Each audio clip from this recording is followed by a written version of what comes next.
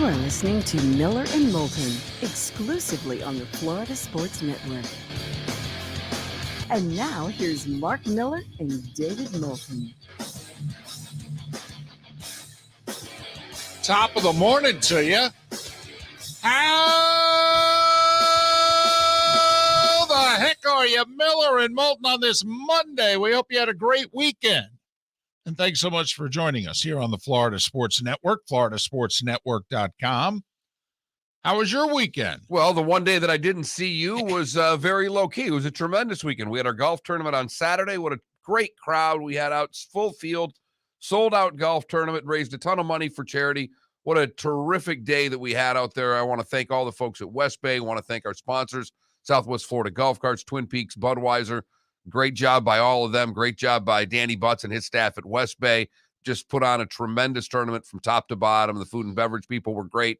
The golf staff, per their usual, were excellent. A couple of friends of mine, John McDonald and Joe Ciccato, that helped me get foursomes for some golf tournaments. Just a great, great day. Thanks to everyone who helped out. If I missed anybody, the Bonita Assistance folks, the Folds of Honor folks, which were out there in full force helping us out. Just a tremendous, tremendous day. And as you said, it was nice to raise some money. I mean, we raised a handful of thousands of dollars for both. So that's awesome. I feel good about that. Absolutely. And thanks to our listeners and those that came out. We really appreciate it. Young Felipe was in his glory on Saturday. He had a golf cart all to his own. He had a camera. He drove around with a couple of clubs where he could create just absolute chaos at the drop of a dime. Oh, it was great. You had me free drinks every time I took a picture of them. Felipe, can I ask you a serious question? Because David and I have been doing this for a while, and I remember when I was not much older than you and I broke into this business, and you start getting recognized for the first time, and it is a interesting feeling. It can be humbling. It can be exhilarating. It can fill one's ego. How did you get through the day of a lot of people recognize you? Because I have to imagine that that's the first time that you've ever been somewhere where pretty much everybody knew who you were outside of your high school. Right. I meet them because we have some regulars on this show that take in the show on Twitch. And when of course, they introduce themselves as their Twitch name. Yeah. Like, hi, man. You're trying. Oh my gosh, nice to meet you. But Felipe, don't think we've seen him happier he joined us pretty early on. Took us about 3 weeks, I think, into this third act to get Felipe on board. So we've had him on board like 7 months. And I think Saturday was the happiest. No doubt. That he had ever been. No doubt. But it was a good time, and we raised some money, and we're very appreciative of our audience. And thanks to all who attended, and thanks to everyone who listens, whether it's on the radio or watches and listens via Twitch, the Miller and Moulton Twitch.tv channel. Well, it's nice to be right. Because, let's face it, it doesn't happen all the time. No, it does not. And it happens seemingly less when we both agree, but we both had lightning in 6, and neither one of us backed down when they got down 2-0 either. And, betting on the 2-time champions who could very well become the 3-time champions. Don't underestimate them, ladies and gentlemen. But hats off to the Lightning. They did something that hasn't been done in nearly 40 years. 3 consecutive Stanley Cup finals. And not only that, and this one surprised me, I guess, of the 99 teams in the conference finals history who have fallen behind 2-0, only 8 have come back to win the series. So it's another against the number. I didn't realize that the hill was that steep to climb. I happened to do something I don't do very often on Sunday mornings, and that's watch SportsCenter. It happened to just be on ESPN from the game the night before. And I largely think Barry Melrose has started to mail everything he says in. And I don't find his commentary all that meaningful, but he happened to be on. And Barry said a few things on Sunday morning that I thought were relevant. And when he spoke of what Tampa did coming back from 2-0, he goes, I've been down 2-0. I've been down 3-1 as a coach in a series, and you say all the right things. and you're never really sure if anybody buys any of it. And it's really easy down 2-0 to say all the right things, but not do any of the right things. And the credit he gave to Tampa for not only understanding the situation they're in, but doing what is so hard to do, to live up to all the cliches when you're down 2-0 and play as hard as they did. And I'm with Melrose. I mean, I really think you have to give the hats off to Tampa Bay Lightning, because that is impressive to seemingly flip a switch down 2-0 and dominate the way in which they did. And down 2-0 midway through game 3. They're down 2-0 in the series and down 2-0 midway through game 3. And then to systematically take control of the series from the Rangers. And they did. And to think that they did it without the guy who had been their best forward in the last 2 playoffs. I mean, Braden Point led the NHL in playoff scoring each of the last 2 playoff runs. And they have played essentially 11 games without him. I mean, he got hurt, 4 shifts into game 7 against Toronto on the road? I mean, honestly, I think he's played a handful of shifts in their last 11 games. I mean, they're 10-2 in their last 12 playoff games against Toronto, Florida, and the Rangers. They're 10-2 in their last 12 playoff games, and they're essentially 9-2 without Braden Point. And I'll say it again, outside of their goalie, he was their best player the last 2 years in the playoffs. But there are other players who are their best players have all played like it. Yes. Kucherov, Stamkos, Wow. Hedman have been, and Kucherov and Stamkos have been legendary. And that line was the line that single-handedly beat the Rangers. I mean, their checking line has just checked the Panthers and Rangers top lines right into the ground. And then the Kucherov Stamkos line. I mean, I think they had either 12 or 13 goals in that series. I mean, you add it up, that's damn near every goal they scored. So, and a great job by Stamkos also. I mean, it's clearly a Hall of Fame player.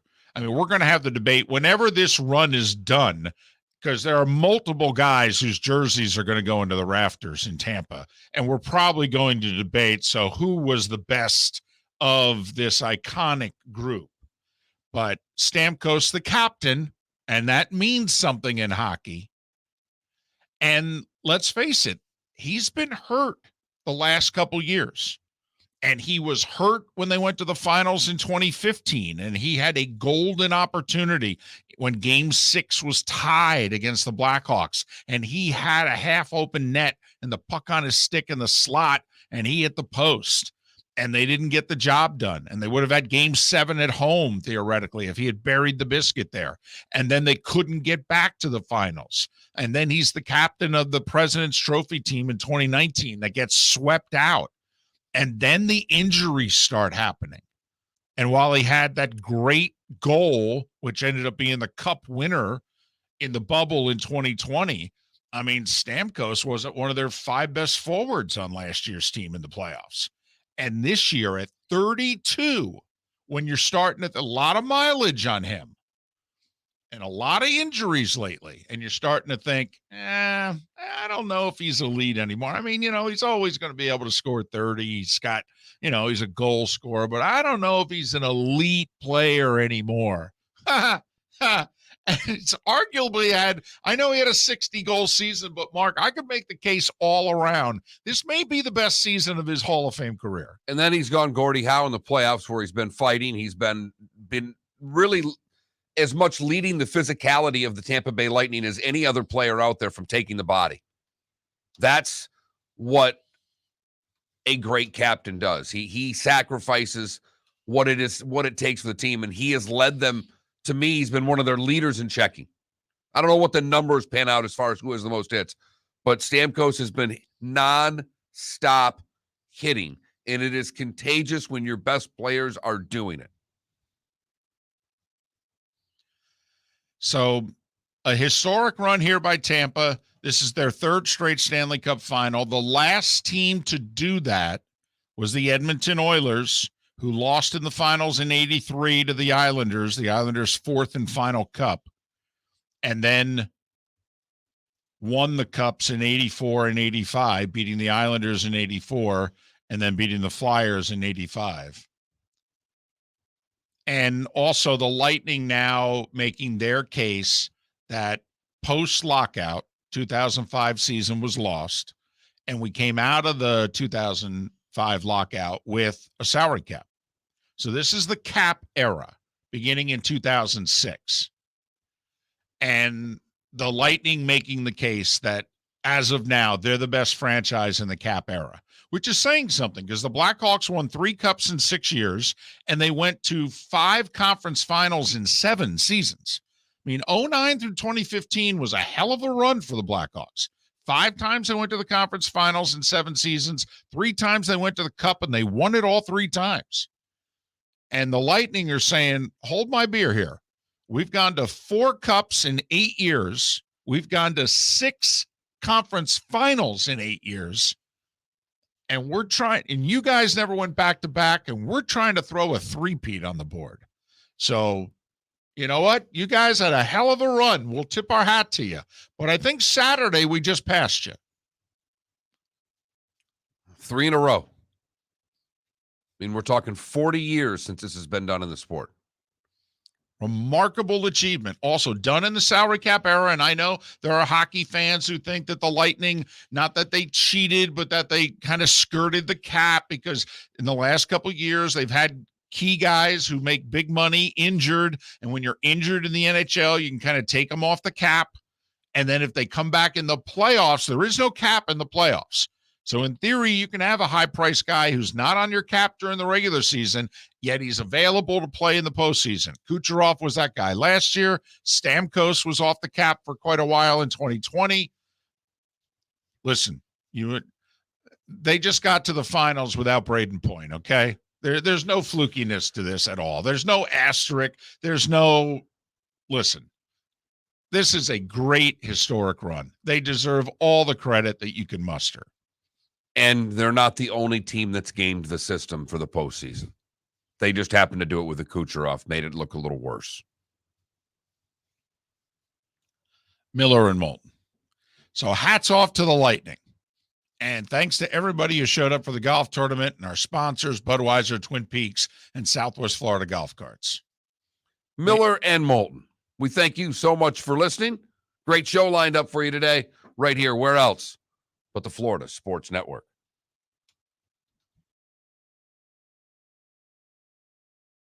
Golfers, are you bored of the same old driving range warm-up routine that's not getting you the results that you want on the course? Power up your golf swing by adding resistance bands to your range sessions with the Orange Whip Golf's Power Strap Kit. Featuring band attachments to your feet and hips, Power Strap resistance training will boost clubhead speed, increase power, improve flexibility, all with just a few swings. Buy a Power Strap Kit today. Go to orangewhipgolf.com and use code Miller10 to receive an additional 10% off the already great price of $119. David Moulton for Napa, Napa Auto Parts, and Napa Filters. Insist on Napa filters for your vehicles, or if you're a do-it-yourselfer, only buy Napa filters. Napa has a filter for almost anything on earth that moves, whether it's motorcycles, foreign and domestic cars, vans, SUVs, earth-moving equipment. You get the idea. Napa Auto Parts, Napa filters. Insist on them for your vehicles, or if you're do-it-yourselfer, only buy Napa filters. Bring your big mouth to John Smith Subs and indulge in their overstuffed subs with the freshest quality ingredients. Enjoy our famous steak bomb with perfectly grilled marinated sirloin steak topped with provolone cheese, grilled onions, peppers, mushrooms, crispy bacon, juicy tomatoes, and creamy mayo. Boom! Made-to-order crispy fries can be paired with the Gator, the Cuban, the Chicken Bomb, or the Italian. Love local. Eat delicious with John Smith Subs. Find a John Smith Subs location near you today. Mark Miller for SWFL Golf Carts, or online, flgolfcarts.com. If you're looking for a golf cart, an e-bike, or an e-motorcycle, go visit Alex and the gang at SWFL Golf Carts. flgolfcarts.com online. Check out their whole inventory. If you're looking for a custom cart, they can take care of you. 2-seater, 4-seater, 6-seater, they've got you covered. E-bikes, nobody better for value and service. E-motorcycles, check them out. Again, flgolfcarts.com. flgolfcarts.com. You were listening to Miller and Moulton on the Florida Sports Network.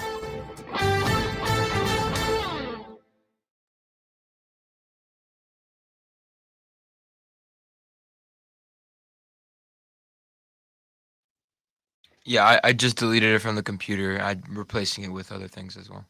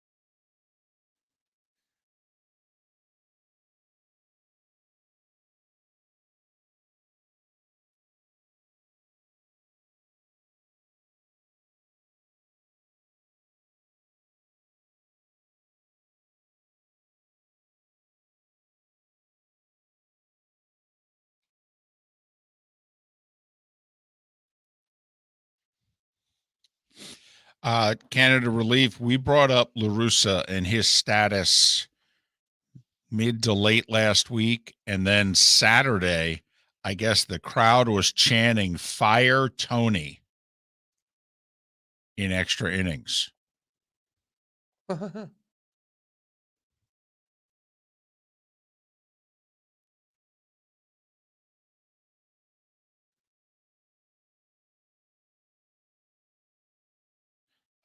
51 was the final score. 21 under won it. 19 under was second.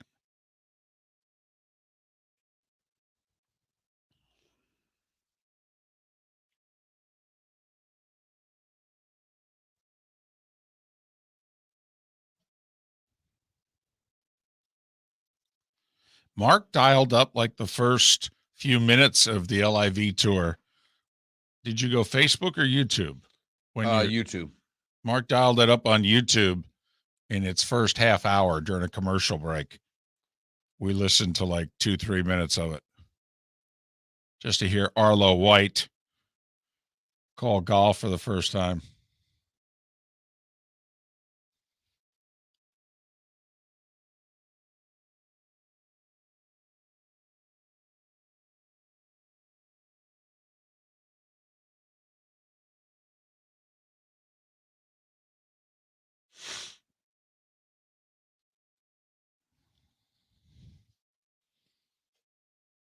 Oh, yeah. Lightning were the better team Paul.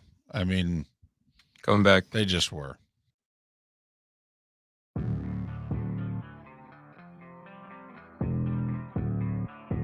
Thanks for listening. And now, more of Miller and Moulton on the Florida Sports Network.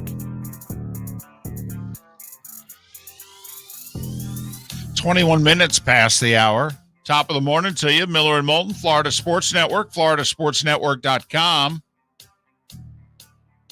Starting 5 in a little less than 20 minutes. Curtis Strange will join us on the show in a little more than 2 hours' time to talk, I don't know, golf. Anything interesting going on in the golf world? And hell, the U.S. Open starts in 72 hours, Mark. And I ask you, is there anything interesting going on in the golf world? Well, finally a tournament where all the players can come together and you can see all the best players at one event, David. Now this splintered golf world that we live in can only get together for the majors. Got to say, though, if you were the PGA Tour and we talked about the field for the RBC Canadian Open, which was not the greatest field in the world, and it was not an above-average PGA Tour field either. It was a below-average PGA Tour field. But even a below-average PGA Tour field, still the best field in the world. And there's still an elite threesome or foursome you could put together for Sunday on CBS and say, yeah, we'll let them represent us. And they basically had it. Oh, they got it. They got two of the best out there who both played really well. Tony Finau was, another big name that was right in that. Come on, you get JT and Rory in the same threesome? Oh, Mark, I could argue they're the two biggest stars left on the PGA Tour. Tiger Woods may never play a PGA Tour event again. Now, I know the tour is going to claim him, but how many events do we think that are not a major championship that Tiger Woods is going to play the rest of his career? I have a funny feeling it's going to be 2 or 3 per year. No, or just ever. Like I think now, and he is back to PGA Tour. I think they're begging him. I think he may play in a event, like the Memorial next year. Right. Like let's just say Tiger's stronger, and 3 weeks after the PGA is the Memorial, which is 2 weeks before the U.S. Open. But remember, we won't see him after the British. There's no real need for it. No. And he won't qualify, quite frankly, unless he were to win one of the majors. I don't even know if he would qualify for the playoffs. No, and exactly. Never mind. And even if he did, he may go, yeah, like I need this. I don't know if you guys saw on the news. I'm a billionaire. Right. That's a billionaire after getting divorced, by the way. I just remember, my divorce was 9 figures, okay? Now, I'm a billionaire after a divorce. Just, okay? Just so you know. But maybe Arnie's event before a match, because it's kind of leading up to a match, that's all. And I think it's possible that he plays an event or two. It's possible because then also, because he may also then want to play in the Players. Does he maybe play Bay Hill as a tip of the cap to Arnie's legacy? And also, we both think that to help save it. That tournament's going to be struggling here every year. Field's going to get worse. Because the Texas swing has all but disappeared. Spieth and JT and a few others are trying to save the Texas swing of the tour. The Florida tour is getting weaker and weaker. The West Coast series seems stronger right now than the Florida series or tour. So, okay, yeah, maybe you're right. But maybe. I'm not right. I'm not out here saying I'm going to throw big money on this, but you're asking me, does he play on tour? I can see some instances where he plays one event, 2 events a year for the next 3 years, but not many more than that. No, because he has said, I don't know how much I'm going to be able to play outside of the majors. So we brought up probably the 2 scenarios. Does he play a Bay Hill so that he could maybe, get ready for the Players? And maybe a Memorial to get ready for an Open. In between, in between the PGA and the U.S. Open, right? That's about it. It's about all we think he's going to do. So, and you could argue that these are the two biggest stars now on the PGA Tour, Rory McIlroy and Justin Thomas. And I would throw Spieth in as probably that would be their most marquee threesome that they could put together. Would have been those three. If Koepka stays. Although, Brooks hasn't done much in the last year plus. Nope. He's kind of got a like DJ, actually. DJ, I don't believe, has won since the 2020 Masters. Koepka also he won a Florida event last year. So he hasn't won in over a year. But, okay. But I'll say this. It was great. For as much as the LIV had a great week, obviously getting off the ground and they bringing on more and more golfers every day, PGA Tour had a phenomenal weekend. A great weekend. And it was very evident the difference between the two tours. Well, let's start with one was on CBS. Let's just start right there. That's A.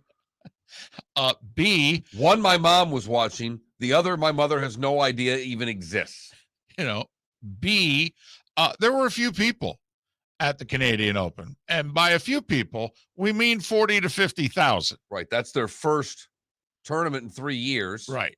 And they came out of the woodwork. Yes, they did.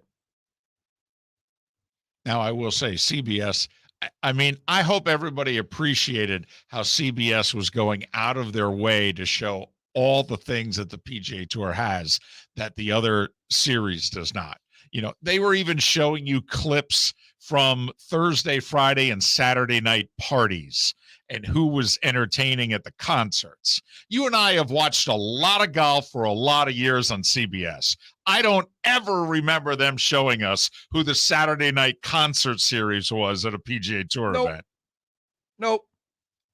So, and certainly not for the RBC Canadian Open, David. Right. But I will say, did you see and or hear any of the interview with Jay Monahan, commissioner of the tour, and Jim Nantz? It was good. I'll give Nantz asked the questions. All right. And he flat out said to Jay Monahan, now, I have no doubt that Monahan knew the questions that were coming. All right. But he said to Jay Monahan, why can't guys play both? What's wrong with them playing both? Why can't they play both? Hey, I got to admit, I did not expect that question from Jim Nantz to Jay Monahan at all. He asked it.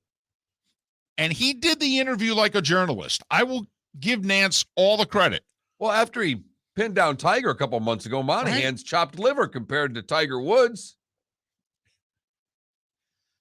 So, but Monahan was terrific answering every legitimate issue that Nantz brought up. Every one.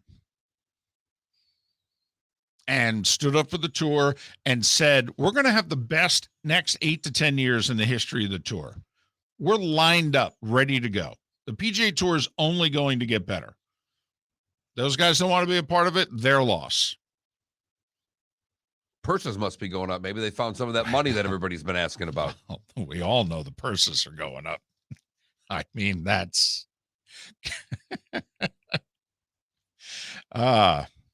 it'll be interesting to see. My guess is they're going to promote more and more guys from the Corn Ferry Tour. They're going to try to get younger. Worked well for NASCAR. Yeah. Be interesting because people don't know who those, and that's the move that it looks like the LIV Tour is making. They're going amateur. They're going young as well. So they're going to fight over the young golfer.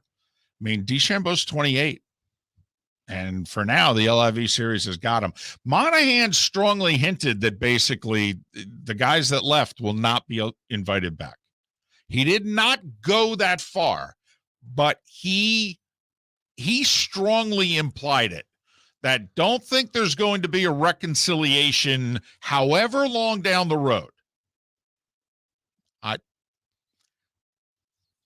Drew a hard line, and he said you had to have been living under a rock to think that I wasn't going to draw a hard line. I kind of told everybody for 4 months what we were going to do. The starting five is next. Miller and Moulton, the Florida Sports Network. Bring your big mouth to John Smith Subs and indulge in their overstuffed subs with the freshest quality ingredients. Enjoy our famous steak bomb with perfectly grilled marinated sirloin steak topped with provolone cheese, grilled onions, peppers, mushrooms, crispy bacon, juicy tomatoes, and creamy mayo. Boom! Made-to-order crispy fries can be paired with the Gator, the Cuban, the Chicken Bomb, or the Italian. Love local. Eat delicious with John Smith Subs. Find a John Smith Subs location near you today. David Moulton for Napa, Napa Auto Parts, and Napa Filters. Insist on Napa filters for your vehicles, or if you're a do-it-yourselfer, only buy Napa filters. Napa has a filter for almost anything on earth that moves, whether it's motorcycles, foreign and domestic cars, vans, SUVs, earth-moving equipment. You get the idea. Napa Auto Parts, Napa filters. Insist on them for your vehicles, or if you're a do-it-yourselfer, only buy Napa filters. Golfers, are you bored of the same old driving range warm-up routine that's not getting you the results that you want on the course? Power up your golf swing by adding resistance bands to your range sessions with the Orange Whip Golf's Power Strap Kit. Featuring band attachments to your feet and hips, Power Strap resistance training will boost clubhead speed, increase power, improve flexibility, all with just a few swings. Buy a Power Strap Kit today. Go to orangewhipgolf.com and use code Miller10 to receive an additional 10% off the already great price of $119. Mark Miller for SWFL Golf Carts, or online, flgolfcarts.com. If you're looking for a golf cart, an e-bike, or an e-motorcycle, go visit Alex and the gang at SWFL Golf Carts. flgolfcarts.com online. Check out their whole inventory. If you're looking for a custom cart, they can take care of you. 2-seater, 4-seater, 6-seater, they've got you covered. E-bikes, nobody better for value and service. E-motorcycles, check them out. Again, flgolfcarts.com. flgolfcarts.com.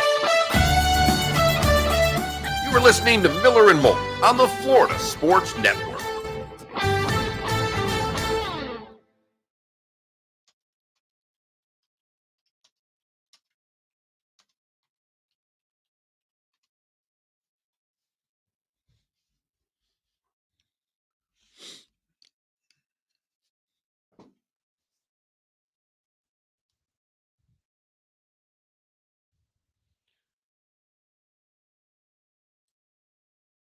But I think at his point, I like golf. I wasn't interested in that's what the LIV tour and them splitting made me not even think about putting golf on yesterday.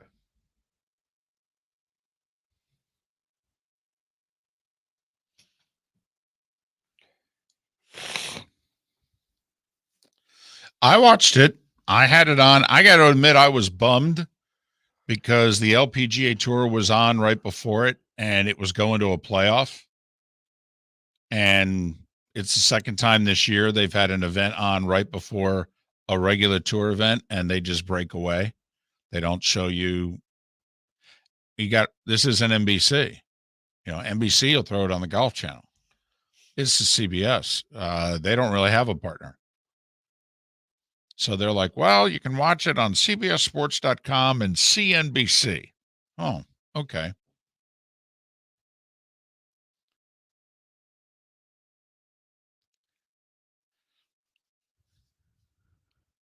The other thing that happened, Mark, they played quickly. Rory's final putt went in at 540. I did see it was early. Yeah, they played fast. Well, that threesome, think of it. Rory, JT, and Finau. They hit it long, and they walk up to it, and they pretty much do their thing. I mean, Finau especially. Fast player. Yeah, he is. Nice buddy made an 18. Yeah, he had a short one. He was 2 down. I think it was 16, and he had like a 6-footer for birdie. But Rory was inside him, and Finau missed it. But then Rory missed it. Rory missed 2 or 3 putts inside of 6 feet and still shot 62.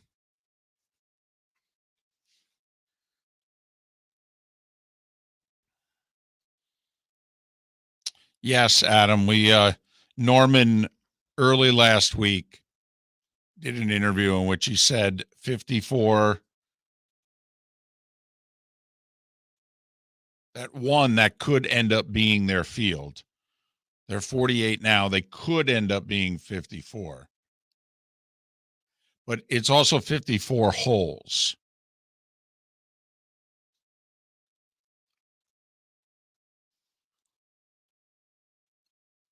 I know it's just a camera angle, but the picture behind him now looks like it's on a complete, like not straight. Because the way the camera's set up. Gotcha.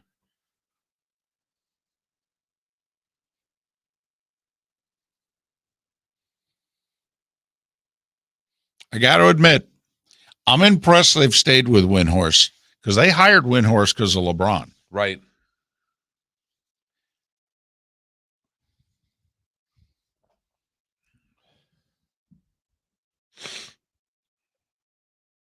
Well, LeBron's still in the league. Yeah, but Windhorse is not really his guy anymore. Right. And they hired Windhorse when LeBron came into the league and he was in Cleveland. They stayed with him when he went to Miami because LeBron was still kind of talking to him. Then he goes back to Cleveland. But once he left Cleveland, I thought, you know, they're going to bail on Windhorst because it's not like he's getting in shape and looking better. You know, he's actually going the other way. He's eating like Moulton, you know. Have you ever seen the picture of him standing like this? Well, I don't know if I have or not, but he's a big dude. Him and Boog Shambi. And I love me some Boog.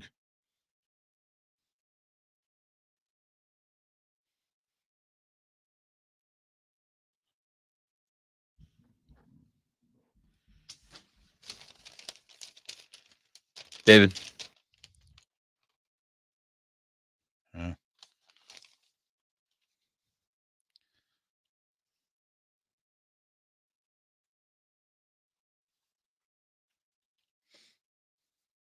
Thought I'd wear my Star Trek shirt to start the week.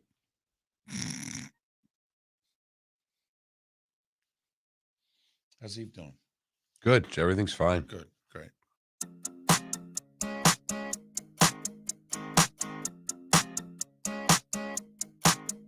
You're listening to Miller and Moulton, exclusively on the Florida Sports Network. 22 minutes before the hour. Miller and Moulton, the Florida Sports Network, floridasportsnetwork.com. We'll unveil our poll question at the top of the hour. Henry Yoho, who covers the Lightning for boltsbythebay.com. He'll join us 1 hour from now. Curtis Strange, 2 hours from now. Right now it is time for The Starting Five. 5 stories you need to know. It's the Starting Five on Miller and Moulton.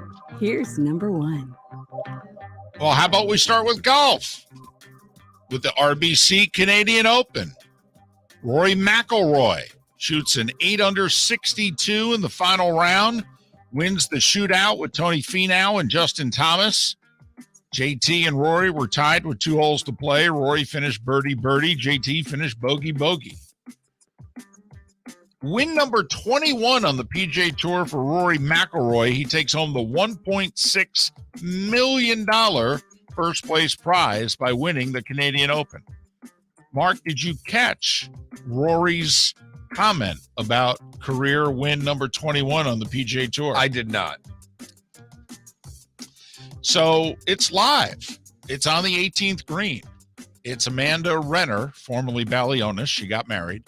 Amanda Renner interviewing Rory. And he goes, big win, number 21 on tour, comma, one more than somebody else, comma, and continues to talk. That somebody else was Greg Norman with 20 career PGA Tour wins. Wow. Yeah. Oh, yeah. Rory McIlroy. Listen, him and Justin Thomas. They've taken it personally. Yes, they have. And they are going to be the standard bearers for the PGA Tour. And they're proud of that.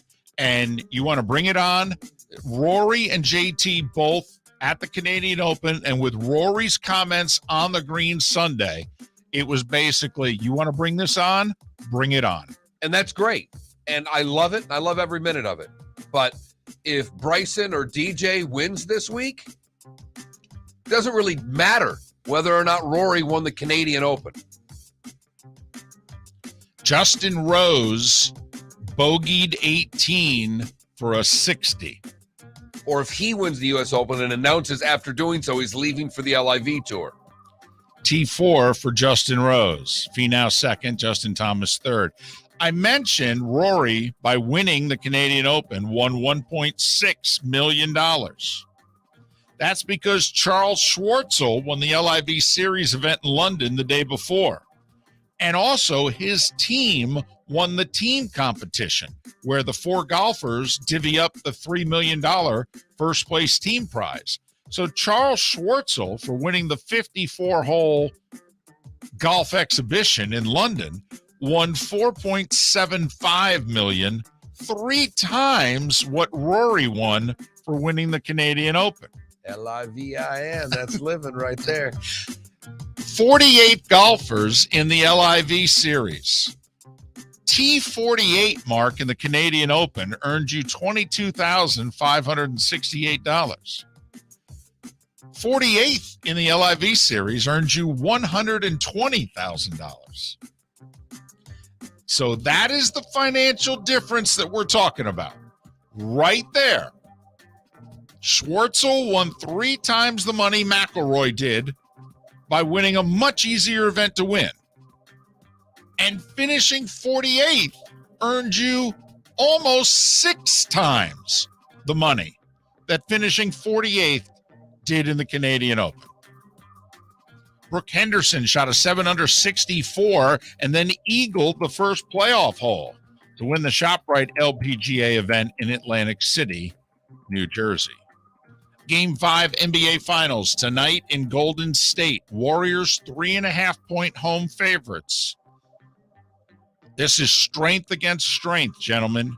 Celtics are 8-3 on the road. Warriors are 10-1 at home. Who do you like? Boston, Golden State, 9 o'clock tonight. Tonight's also, I think, a big night for the NBA because the conference finals and finals ratings have gone down. First 2 rounds of the playoffs did really well. So there was a lot of excitement in league circles about, hey, we're bouncing back, baby. And then you got the Celtics and Golden State winning in the conference finals, and the numbers were down. And so far, NBA Finals numbers down from what they were when Golden State played Toronto in 2019. I got to tell you, NBA missed a golden opportunity yesterday. I have no earthly idea why they would take Sunday night off. Travel. This is the players lobbying for better travel. And the NBA capitulated. And they should have just said to the players, yeah, I don't know what to tell you. You're flying private. You're getting in at 4 a.m. Saturday. You're not practicing on Saturday. Sleep in. You'll both do a walkthrough Sunday morning, and you're playing Sunday late afternoon, Golden State time. I mean, imagine if that game had been on at 8 o'clock last night. How many people would have watched? Nothing. Nothing. Up against what? The Tonys? The Tonys. Yeah, which is nothing. Exactly. Right. But game 5 the Tonys tonight. Weren't much when we had 3 networks, David. Right. But Mark, you know how much I love Broadway. I know. Game 5 of the finals tonight. ESPN's BPI index give the Celtics a 53% chance to win tonight. Stanley Cup Finals get underway Wednesday in Denver. The Avs will have the same layoff heading into the finals that the Lightning had heading into the conference finals. And we all saw how much it affected Tampa Bay. Tampa had the benefit, though, of opening on the road and working through their rust right on the road, where Colorado will be opening at home, and you don't want to give up home ice quickly. So there is the big difference to me in the layoff. Will be interesting to see, does altitude play a factor at all? It did not seem to play a factor against the Edmonton Oilers or St. Louis Blues. I mean, St. Louis won 2 games in Colorado, for goodness sakes. But game 1 is Wednesday. Lightning first team since Edmonton in 83, 84, and 85 to appear in 3 straight finals. This, the first finals appearance for the Avs since 2001. Major League Baseball. Rays avoided the sweep in Minnesota. They beat the Twins 6-0, held the Twins to 5 hits.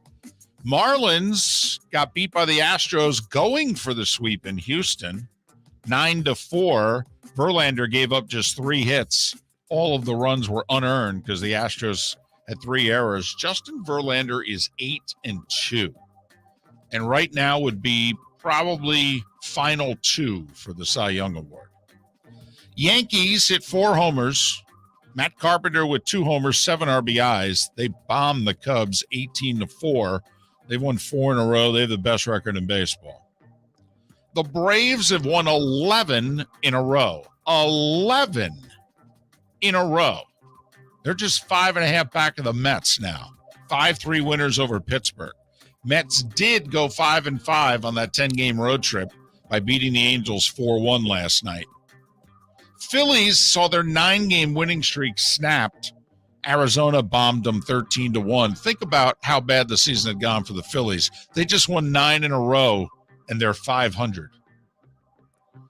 Cleveland doubled up Oakland 6-3. The Guardians just 3 back of the Twins in the Central, and only a half a game behind the Red Sox for the final wild card in the American League. Red Sox 2-0 winners over Seattle. Devers with the 2-run homer in the 8th to win it. It's nice to see more than 6 teams per side can play above 500 baseball. I mean, really asking a lot of these clubs these days, David. Over the weekend, the Cardinals moved into first in the NL Central. They did lose to the Reds yesterday 7-6, while Milwaukee snapped their 8-game losing streak and beat the Nats 4-1. Cards lead in the Centrals a half a game. Toronto playing pretty good baseball, shut out Detroit 6-0. It's getting bad in the south side of Chicago. How bad, Mark? Thanks for asking. Tony La Russa, manager of the White Sox, in extra innings on Saturday, the crowd starts chanting, "Fire Tony." That's not a good sign. It really isn't. They won the division a year ago. He won the division with them back in the mid-'80s when he was their manager. He's a Hall of Fame manager. He's won 3 World Series. And the crowd's like, get rid of him, bum. Lost in extra innings Saturday, lost in 12 innings yesterday, 8-6. Texas, by the way, in second in the AL West. I mean, they're below 500. They're 8.5 back, but they are in second. White Sox have lost 4 of 5. They're 6 back of the Twins. They're in third in the Central. The Dodgers may have some troubles here. They just got swept by the Giants 2-0. Their lead's just a half a game in the West, and they put Walker Buehler on the IL, and he apparently has a significant elbow injury. That's one of their top 2 starters, and it could be bad. They're going to try to, 6-8 weeks, shut them down and try to get them back in September. But if this goes as bad as it can go with a pitcher, you may not see Walker Buehler again till 2024. I don't know if the Dodgers can win the World Series without Walker Buehler, because Clayton Kershaw's not as durable as he used to be. So they're in first by a half a game, but it bears watching. Padres moved to within a half a game, but lost to Colorado yesterday 4-2. Kansas City tied with Oakland for the worst record in baseball. Baltimore beat them 10-7. Steve Sachs, tragic story. His son, among 5 Marines that were killed in a training crash late last week in the California desert. 33-year-old Steve said he wanted to be a pilot from his early days, even when I was bringing him to the ballpark and he was shagging fly balls and what have you. He always wanted to be a pilot. College baseball. Tennessee was the number 1 team in the country. They had lost 7 of 60 games, and they were a trash-talking, loudmouth umpire chastising. I mean, seriously, they bumped chest with umpires. They trash-talked their opponents, hit home runs, and gave their opponents the middle finger while rounding the bases. I mean, this is the closest thing to the 86 Mets that college baseball's seen in a while. And they were naming their score too. Yeah. I mean, they were backing it up. And Notre Dame went into Knoxville and took 2 out of 3, including winning yesterday 7-3. So the Vols are not going to Omaha. And as we joked beforehand, I don't want to say Tennessee was the villain in college baseball, but the whole sport was rooting for Notre Dame. Tell you what, it's not a poll question, but what helmet's better, the Notre Dame baseball helmet or the Notre Dame hockey helmet? Ooh. I'm not going to mess with the football. I'm not Right. going to try to get people up in arms, but I didn't know the baseball. I didn't know a baseball helmet could look that good. Notre Dame, one of 4 unseeded teams to make it to Omaha. They joined Oklahoma, Arkansas, and Ole Miss.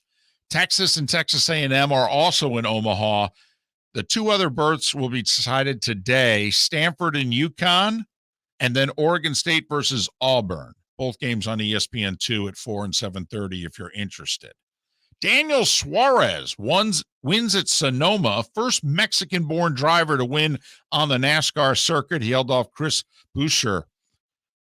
His trackside teammate, our buddy Ross Chastain, finished 7th. NASCAR, by the way, announced they're bringing that preseason clash back to the LA Coliseum.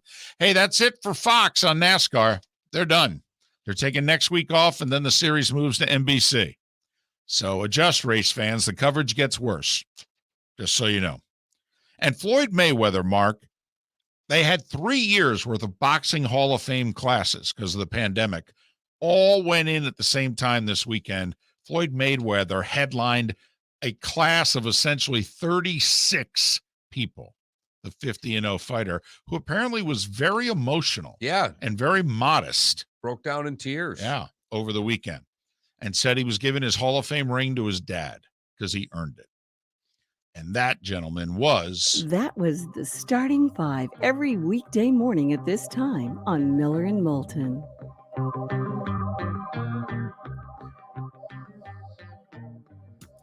So there you have it. Most of everything that went on during the weekend, but certainly everything that went on yesterday.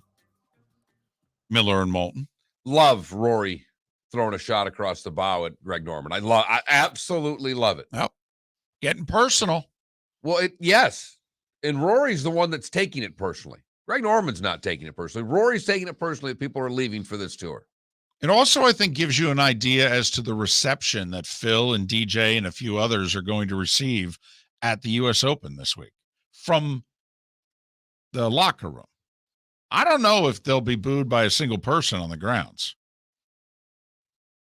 But they're going to be shunned by Rory McIlroy, and I don't know if they'll ever recover from it, David. I don't know if they'll ever recover. Bring your big mouth to John Smith Subs and indulge in their overstuffed subs with the freshest quality ingredients. Enjoy our famous steak bomb with perfectly grilled marinated sirloin steak topped with provolone cheese, grilled onions, peppers, mushrooms, crispy bacon, juicy tomatoes, and creamy mayo. Boom! Made-to-order crispy fries can be paired with the Gator, the Cuban, the chicken bomb, or the Italian. Love local. Eat delicious with John Smith Subs. Find a John Smith Subs location near you today. Golfers, are you bored of the same old driving range warm-up routine that's not getting you the results that you want on the course? Power up your golf swing by adding resistance bands to your range sessions with the Orange Whip Golf's Power Strap Kit. Featuring band attachments to your feet and hips, Power Strap resistance training will boost clubhead speed, increase power, improve flexibility, all with just a few swings. Buy a Power Strap Kit today. Go to orangewhipgolf.com and use code Miller10 to receive an additional 10% off the already great price of $119. You're listening to Miller and Moulton, exclusively on the Florida Sports Network. So, David, I think you, as a huge fan of fast food, should go as one of the McDonald Land characters on Bourbon Street after the game. I'm thinking Grimace. Well, I've got the body type, the big round face. I was always a big fan. I mean, you're more of a hamburglar by nature, but body type, you're more of a Grimace. I like it. So you want me to drag this costume into the Ritz-Carlton in New Orleans? I want you to wear it in the booth, but I don't think that'll go over well.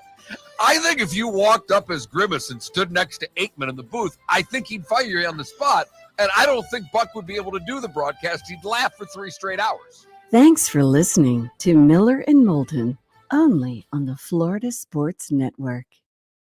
David Moulton for Napa, Napa Auto Parts, and Napa Filters. Insist on Napa Filters for your vehicles, or if you're a do-it-yourselfer, Only buy Napa filters. Napa has a filter for almost anything on earth that moves, whether it's motorcycles, foreign and domestic cars, vans, SUVs, earth-moving equipment. You get the idea. Napa Auto Parts, Napa filters. Insist on them for your vehicles, or if you're do-it-yourselfer, only buy Napa filters. Golfers, are you bored of the same old driving range warm-up routine that's not getting you the results that you want on the course? Power up your golf swing by adding resistance bands to your range sessions with the Orange Whip Golf's Power Strap Kit.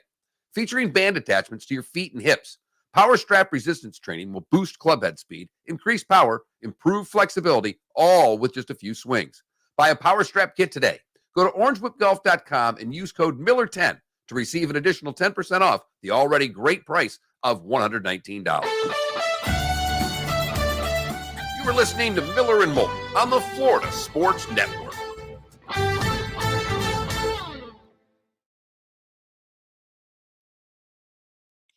So what do you mean Zalatoris in the wrong league? You think he should join the LIV?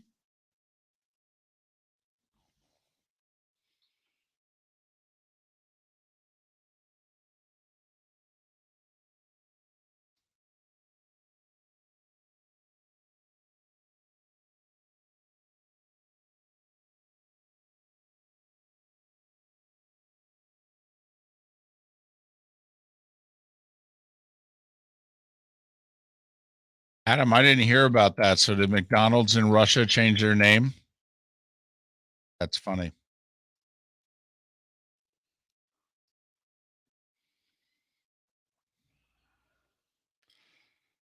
Yeah, Steve, you're right. The caddies they cannot hold back their glee for how well they're being treated on the LIV series.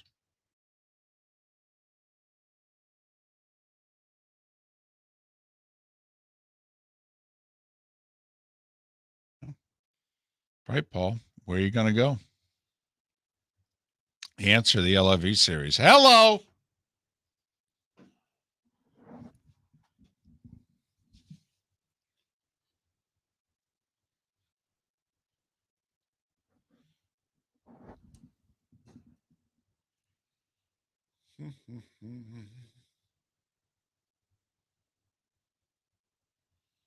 Been funnier if it was McDowell's, Adam. Just saying. Our buns have no seeds.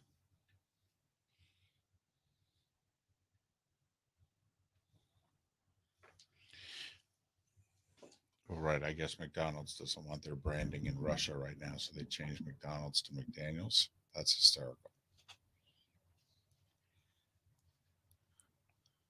I mean, that's like Disney. Remember, they didn't want their names associated with R-rated movies. So what did they rename that division of their company, like Pixar or something? Well, Pixar, yeah, or Miramax, I think was was that.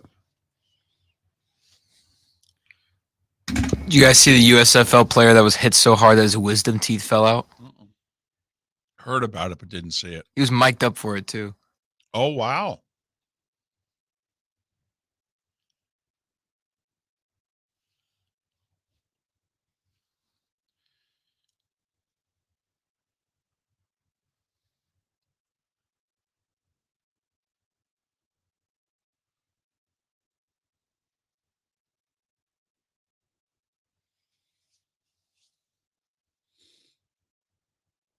Can I hit you with some LIV stuff now?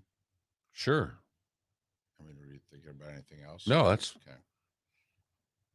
I'll interview you. You're Greg Norman. Seriously.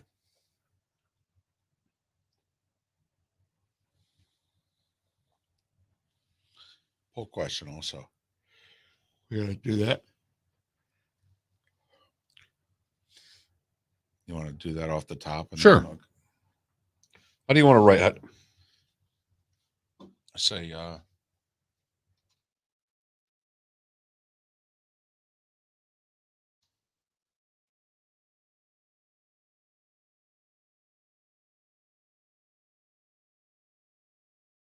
of career would you rather have? A, short one, but you reach the majors. Here we go. B, long, minor league career.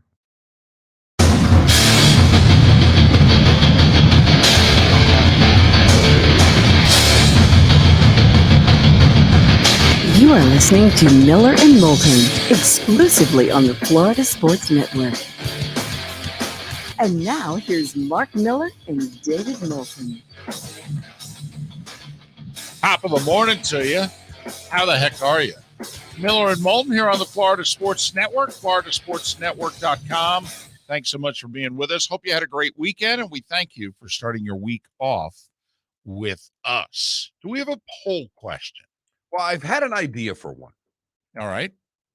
And for those of you that listen in Lake City, Port Charlotte, Tampa, St. Pete, we're on the Fort Myers Naples market. It's where David and I live. And the local minor league hockey team won a championship over the weekend. They did their second Kelly Cup championship.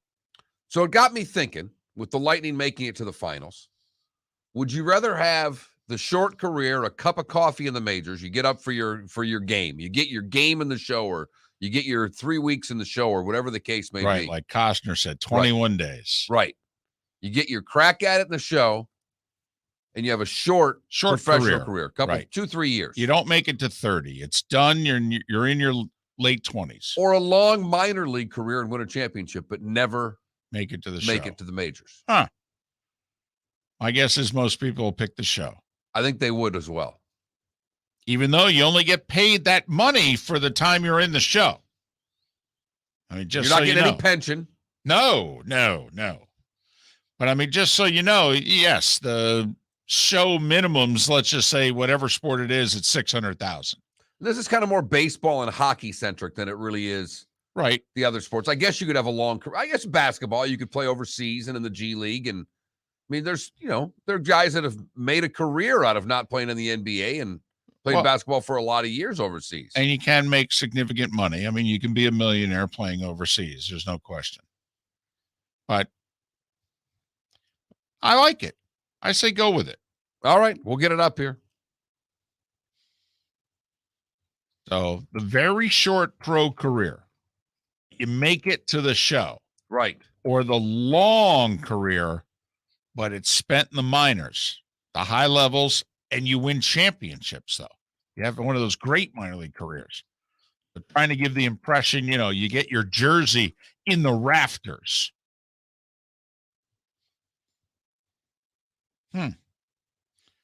Well, championships are special.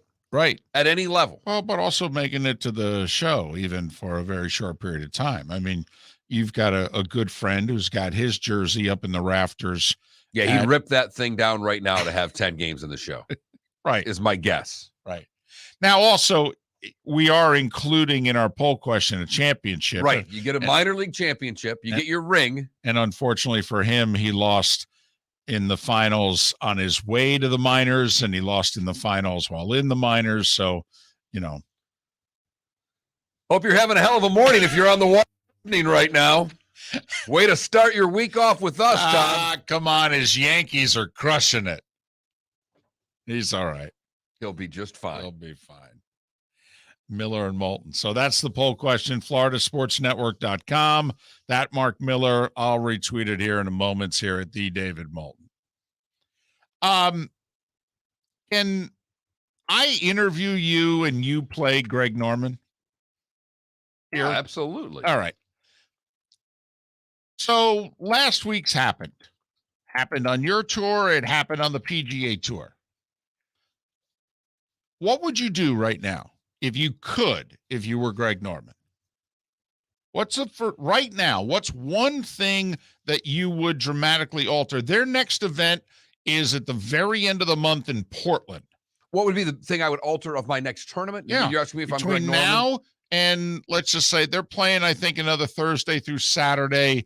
And I don't even know. It may end on July 1st, but you know what I'm getting at. Sounds silly, but the most important thing and the most feedback that I've seen out of this tournament, they got to fix the leaderboard. They got to make this thing look a little bit better as a television product. Well, that's easy to do. But people didn't understand it. Yep. And television's the number one medium in which people are going to absorb any sport right now.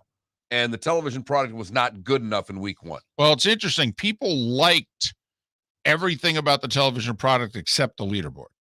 Like they loved the fact they got more golf. All right. Nobody had anything bad to say about the announcing that I could read. I mean, they didn't jump up and down and say it was, the NBA pregame show, but nobody criticized the announcers, and you were shown a lot of golf. But yes, the leaderboard didn't make sense to most anybody. So, okay. It's simple. I mean, honestly, hell, people like you and I, if they listen to us for 10 minutes, they could fix that. But that's got to get fixed. Okay. I want to announce more players, and I'd want to do it before this week's U.S. Open. I'd be really pressing Brooks Koepka to let me announce that he's coming to my tour. Now, see, you keep saying Koepka, even though there's nothing public about Koepka. I understand that. But you think because his brother got a job, he's the 1,000th ranked player in the world. Why would you bring this guy on if you're not getting the brother? You don't think they're coming as a pair? Well, right now they're not. I mean, right now they're not. Right. And Brooks doesn't even like the PGA Tour. Well, we don't know that, but we think that. Right. He's playing for the majors. He is. I mean, he acknowledged that a couple years ago, in which he says, I kind of got to psych myself up to play these other 12 events or whatever. Yeah, I'm in this for majors. Absolutely, I am. I will say his prominence on the PGA Tour, could rise here. I mean, DJ's left, Bryson's left. I mean, there's a chance for a couple of guys to be bigger deals on that tour. Their game has to come with them. But just saying. And then the next thing I'd want to do if I were running the Live Tour is that whether it's a Zalatoris, but so I would be really pushing some of the young guns that are on the tour, trying to get them to come. Okay. There's one word that you mentioned that I think they need to do. And I would actually do it in the next 16, 17 days. I think they got to get on television. And I understand their thinking, and I think you do as well, that none of the networks clearly offered them a dime to televise their tournaments. And many of us know that if you give something away for free, it's tough to ever charge for it. Take a look at newspapers online. I mean, the entire industry essentially is in danger because of their misplaying of the internet 20 years ago. They needed to have been charging. They thought it was like something extra. We'll just give it to you because you're all going to keep buying the newspaper. So this whole .com thing, that's cute. Who's going to want to read a newspaper on a computer? Right. Or on their phone? Right. No one could have ever imagined the directions we were going in when it started. And then when it started, they could have right away, they could have started charging for it. And they said no. Meanwhile, porn and other places were like, yeah, we're charging, and we're charging right away. And so people now, they've been paying for it for 15 to 20 years. They got no problems paying for it. But when newspapers, after giving it away for 10 to 15 years, how many of you don't continue reading articles because they ask you to spend $1 for 6 months membership of the Washington Post or the Charlotte Observer? $1 they're asking you for, and you won't pay it. Why? Because you've never paid for it before, and you're not going to start now. And that's what the LIV Golf Series, that's clearly their attitude, Mark. Right. They're not even going with what the NHL had when they moved, but basically they're going to be able to split profits after cost to recruit. They're not even trying to enter into that game if it was offered. Right. And we don't think it was because we think that they would have accepted it. Very quickly, when the NHL came out of the lockout, they didn't have a TV deal. And they basically, to get a deal with NBC, no money up front, they would split costs, but then split profits. Then when that worked for 5 or 6 years, they signed a 10-year deal with NBC, which they then left after last year and went with ESPN and Turner. That's what I'd be trying to do if I were the LIV Tour or the Live Tour or whatever the hell you want to call it. And so would you be, See, do you think if you're running Turner, if you're running Fox, if you're running a network in this country, or cable or otherwise, that carries some semblance of sports, do you think enough has happened in the last week, 2 weeks, that you could televise the LIV event in Portland in 17 days? It's funny, but I would be willing to take a shot at televising the event in Portland because I could work with them and have them try a 2:00 shotgun, a 1:00 shotgun. I could get prime time golf on Thursday and Friday night. Yeah, you could. You could also get on Saturday night for that matter. Well, I know that, but if I'm, I'd go after Fox. Give me FS1 Thursday and Friday. Give me Big Fox on Saturday. I would be beating their doors down trying to get a deal with them for this. I think that's the number one thing. Now, the danger of it is you put it on TV. Reportedly they had 8,000 people and most of the tickets were given away. We talked about how Lee Westwood couldn't give away free tickets on Twitter leading up to the event. I mean, you can look bad. You get it on television and then everybody goes, wow, there's 173 people there. I mean, there is a danger. You also could have a leaderboard of a bunch of guys that no one's really heard of. And that is for sure the case. I do think they've got now couple things working in their advantage going to Portland. They've got a lot of media, positive and otherwise, but they do have some positive media, and Portland doesn't get a lot of events. A summertime event in Portland, this should draw reasonably well, David. Well, I agree with you. I actually think a few people might go see this, plus DeChambeau. And there's going to be more, whether it's Fowler or whomever. There are going to be at least a half dozen more names that we know that joined this tour before the Portland event. I think they need to get it on television. And I think they need to do it now. I don't think that they should wait until next year. When I do think one of the networks would actually offer them, at worst, that NBC NHL deal that we talked about. Hey, let's split the profits. But if you were running Turner or Fox, has enough happened in the last week to 2 weeks that you say, tell you what, we got 7 events left. I'll run the 5 in the States. The ones that are in Thailand and Bangkok, those 2 I'm not interested in. But the 5 events in the States, Chicago, Boston, Miami, Portland, and I forget where the other one, Jersey, I'll run those. I'm with you there. Would you do it if Yes, you were Turner? Either one. Okay. Miller and Moulton. Curtis Strange in an hour and a half to talk more about this here on Miller and Moulton. Golfers, are you bored of the same old driving range warm-up routine that's not getting you the results that you want on the course? Power up your golf swing by adding resistance bands to your range sessions with the Orange Whip Golf's Power Strap Kit. Featuring band attachments to your feet and hips, Power Strap resistance training will boost clubhead speed, increase power, improve flexibility, all with just a few swings. Buy a Power Strap Kit today. Go to orangewhipgolf.com and use code Miller10 to receive an additional 10% off the already great price of $119. Bring your big mouth to John Smith Subs and indulge in their overstuffed subs with the freshest quality ingredients. Enjoy our famous steak bomb with perfectly grilled marinated sirloin steak topped with provolone cheese, grilled onions, peppers, mushrooms, crispy bacon, juicy tomatoes, and creamy mayo.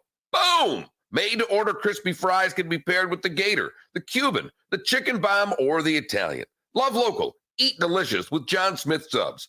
Find a John Smith Subs location near you today. David Moulton for Napa, Napa Auto Parts, and Napa Filters. Insist on Napa filters for your vehicles, or if you're a do-it-yourselfer, only buy Napa filters. Napa has a filter for almost anything on earth that moves, whether it's motorcycles, foreign and domestic cars, vans, SUVs, earth-moving equipment. You get the idea. Napa Auto Parts, Napa filters. Insist on them for your vehicles, or if you're a do-it-yourselfer, only buy Napa filters. Mark Miller for SWFL Golf Carts, or online, flgolfcarts.com. If you're looking for a golf cart, an e-bike, or an e-motorcycle, go visit Alex and the gang at SWFL Golf Carts. flgolfcarts.com online. Check out their whole inventory. If you're looking for a custom cart, they can take care of you. 2-seater, 4-seater, 6-seater, they've got you covered. E-bikes, nobody better for value and service. E-motorcycles, check them out. Again, flgolfcarts.com. flgolfcarts.com. You are listening to Miller and Moulton on the Florida Sports Network.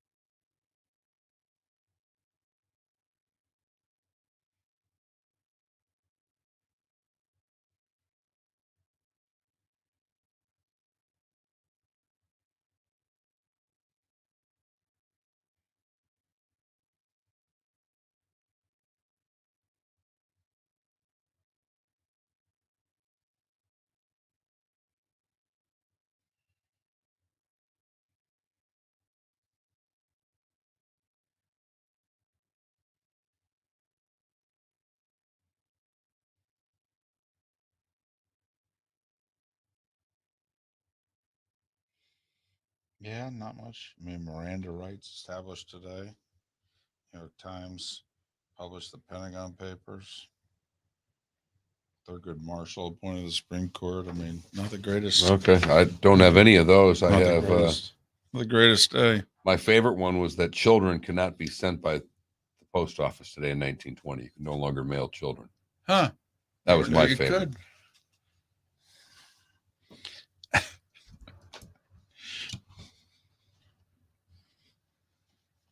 But I mean, even the sports, there's So, Bob and Jake, you think we should try to get the Twitch rights to the LIV series?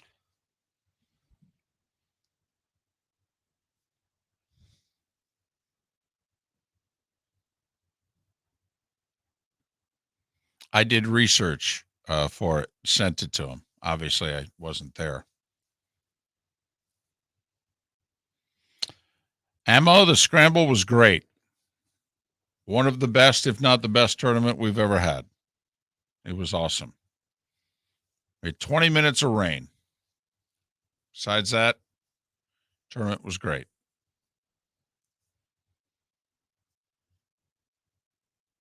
Where you want to go here? For a short segment. NBA Finals. Sure. Sure. College baseball. You watch that all weekend. We could talk about that if you want. If you were marketing the sport, you know. Well, both They're ways. long. I mean, because the excitement is tremendous. the energy and all that. And yet at the same time, the games were 4 hours. 10 seconds. I watched Connecticut nearly surrender a 7-run lead in the 9th to Stanford.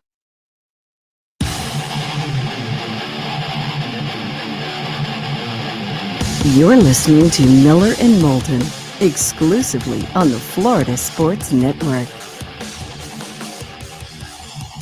21 minutes past the hour, Miller and Moulton, the Florida Sports Network, floridasportsnetwork.com.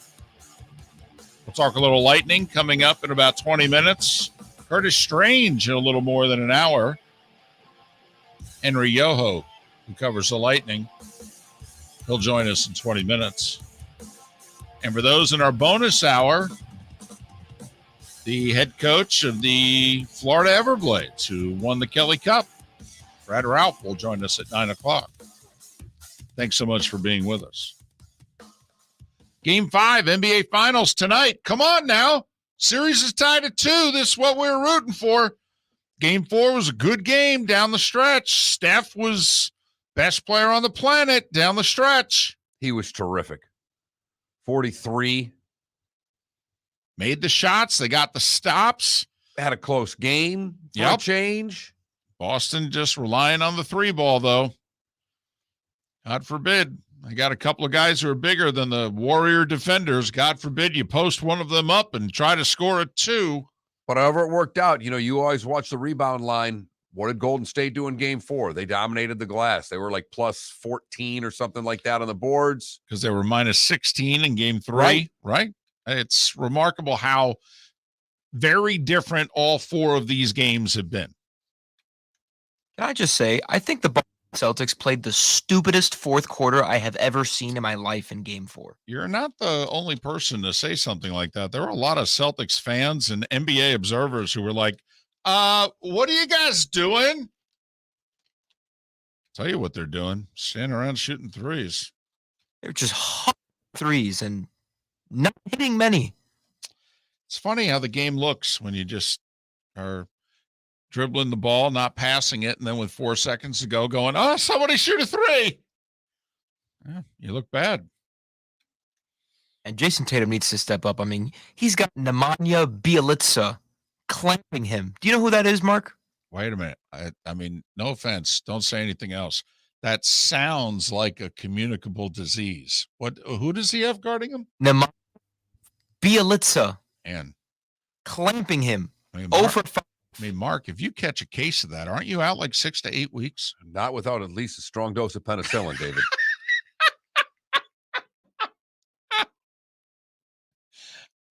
What's that again?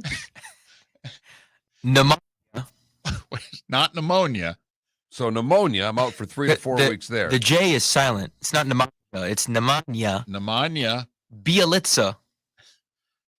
A Bjelica sounds like it could be a good drink at a red. What'd you have? I had the Bjelica. Okay. I thought in fact I had the frozen Bjelica. I don't know. It sounds to me like he's got pneumonia and bad breath. I don't know. I thought you were going to say a good appetizer. Just, all right, one more time, just so we can all remember it. I mean, that's a punchline for many of us today. Hey, how was your pneumonia Bjelica? There you go. Don't you talk to me that way? What? Bjelica? Why wouldn't you want to be someone else? I don't know if it's Bjelica or Bjelica. Whatever. Mm-hmm. You just turn it into however you need it today. So, but anyway, we're 2-2, baby. Here we go. 2-2. Now it's, Golden State, Boston, Golden State. That's how the next 3 games go if we get 3 games. So, yeah, I could look up the whole thing. It's around 80% winners of game 5 when the series is 2-2, go on to win the series, yada, yada, yada. It's the series. Well, does the winner tonight win the series? That's the question. I'll say 80% of the time they do. I'll say this. I'm more confident in Boston getting a road win the rest of the way than I am Golden State. Like, I think Golden State got their 1. And let's face it, you and I both picked the Warriors in 7. And we were thinking, Felipe, for the record, picked them in 6. And you and I both thought it would go 1-1, 2-2, and then we'd hold serve. Exactly how this series is going, exactly how we thought it would go. Now, you were confident on the Warriors in game 4. You were not. No, I was wavering. I was falling off of the wagon. In fact, Well, I told you Draymond Green was going to finally have a good game, and that would be the difference. Draymond Green at 2 points. And Mark, you know what I had heading into game 4? I had a heavy case of pneumonia B elixir. All right. That's what I did. And it was affecting me. Now it's an elixir.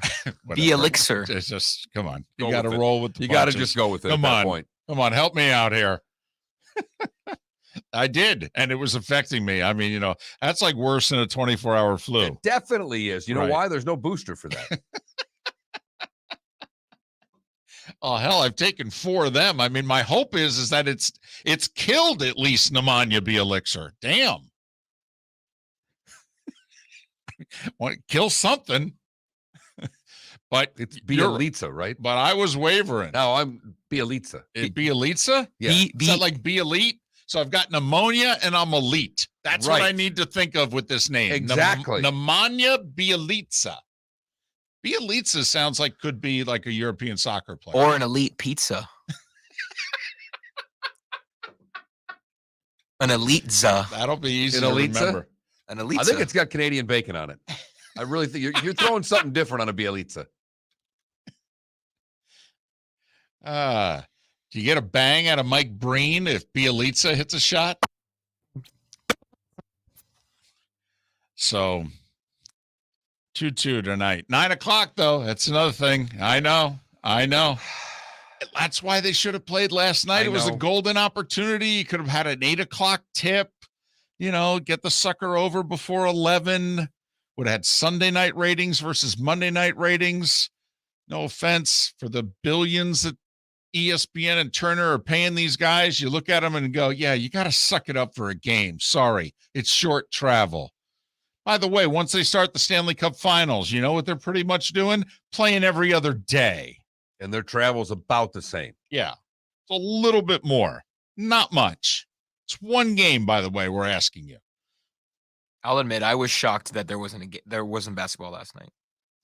Very disappointed. Hell, it used to be, you know, to sound really old, it used to be late afternoon NBA Finals on a Sunday.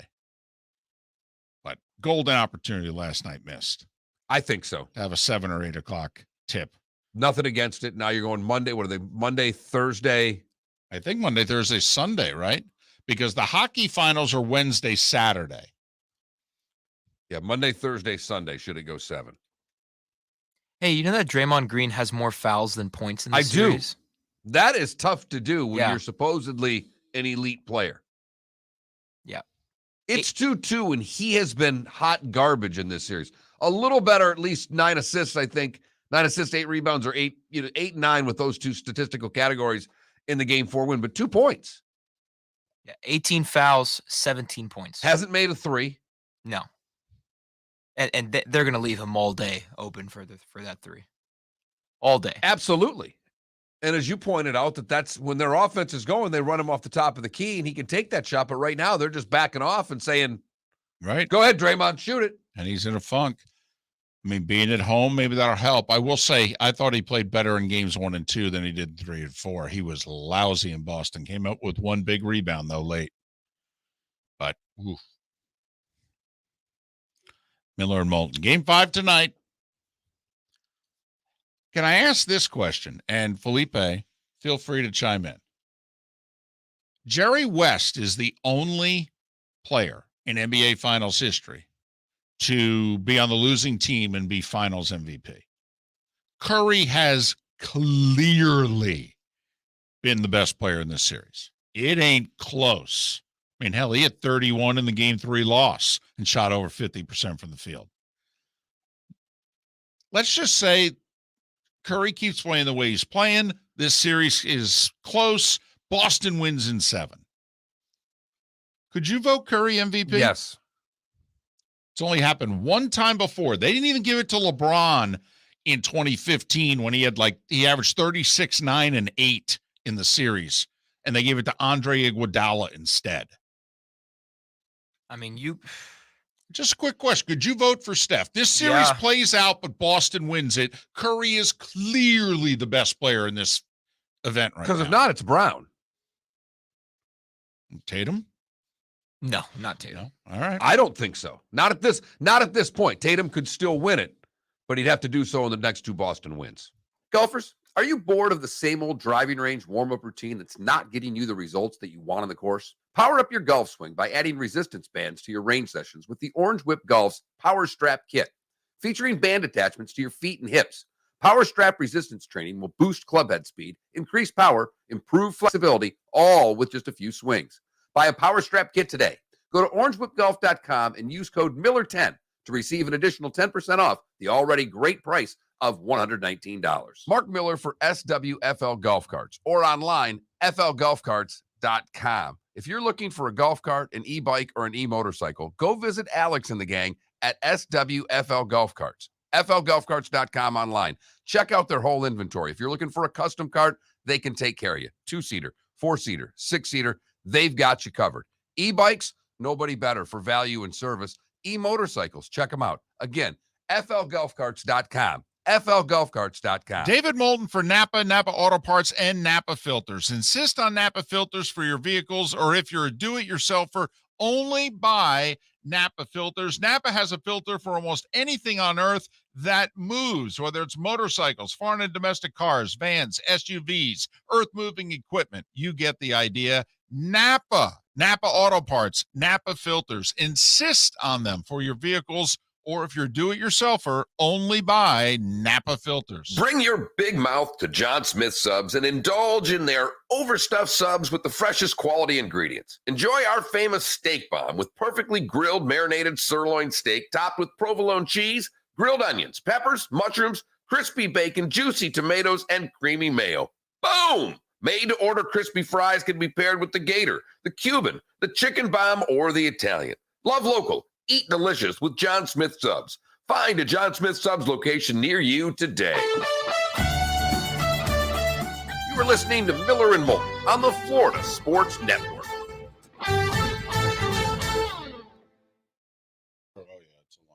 So then I went home and I'm watching that game, and I still hadn't sat. When I talked to you, I still had not sat down other than my car ride. And I got to that couch and it was game effing over. Man. I grabbed some food on the way home, brought it home. Barely got done eating it in the recliner and was out. 4 to 5, 5 to 6, something like that. And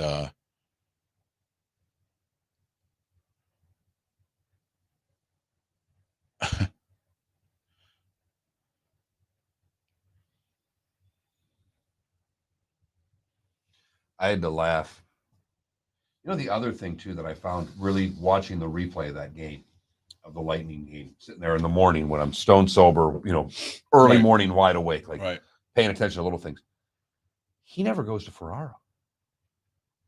They went through that third period because there was a long, and they made mention, we're 4.5 minutes without a whistle. Well, I don't think Ferraro talked in that 4.5 minutes because McDonough's too busy doing color. He's saying all the crap that the color guy should be saying. he does hockey like baseball. I came really close to Saturday morning typing a 200-word crushing McDonough, but I didn't want to bother you that early. So I was going to say, as my co-host on the show has said, he's calling a baseball game while doing hockey. And I thought you've said it on the air, but I don't know if you had, so that's why I didn't. Yeah, no, I have.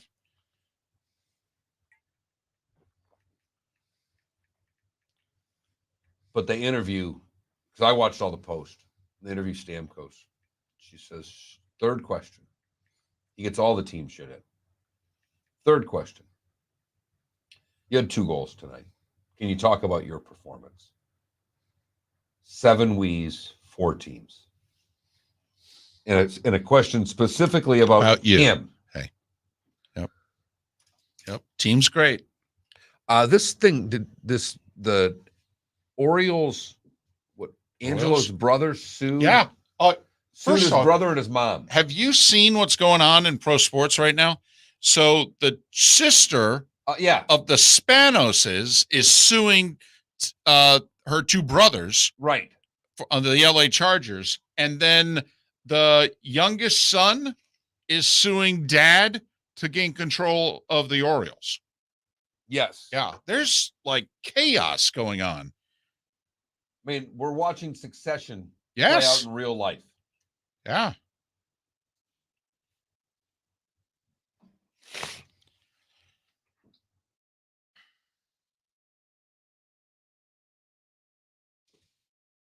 Tatum is having a weird finals because he's shooting 34% from the field, but 45 from three. And he's averaging 22, 7, and 7.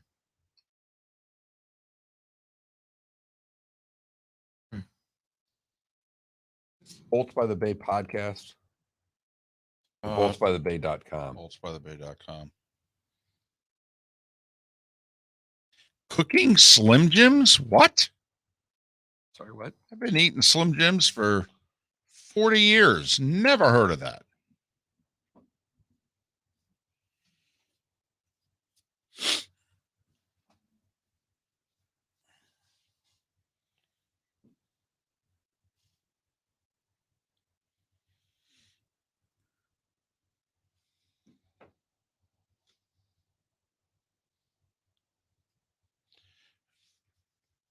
Well, you could argue, though, without Steph Curry, I mean, the thing's a sweep.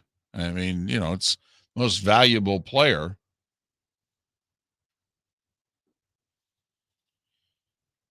Well, I don't know if it's Spanos or because the daughter is suing because she's saying that the men are misogynistic and she's not getting the equal to what her brothers are.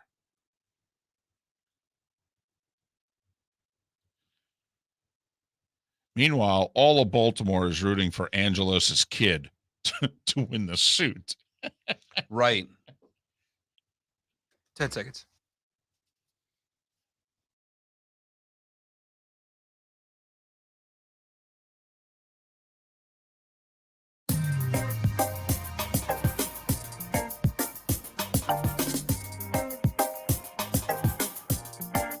Welcome back to Miller and Moulton, only on the Florida Sports Network.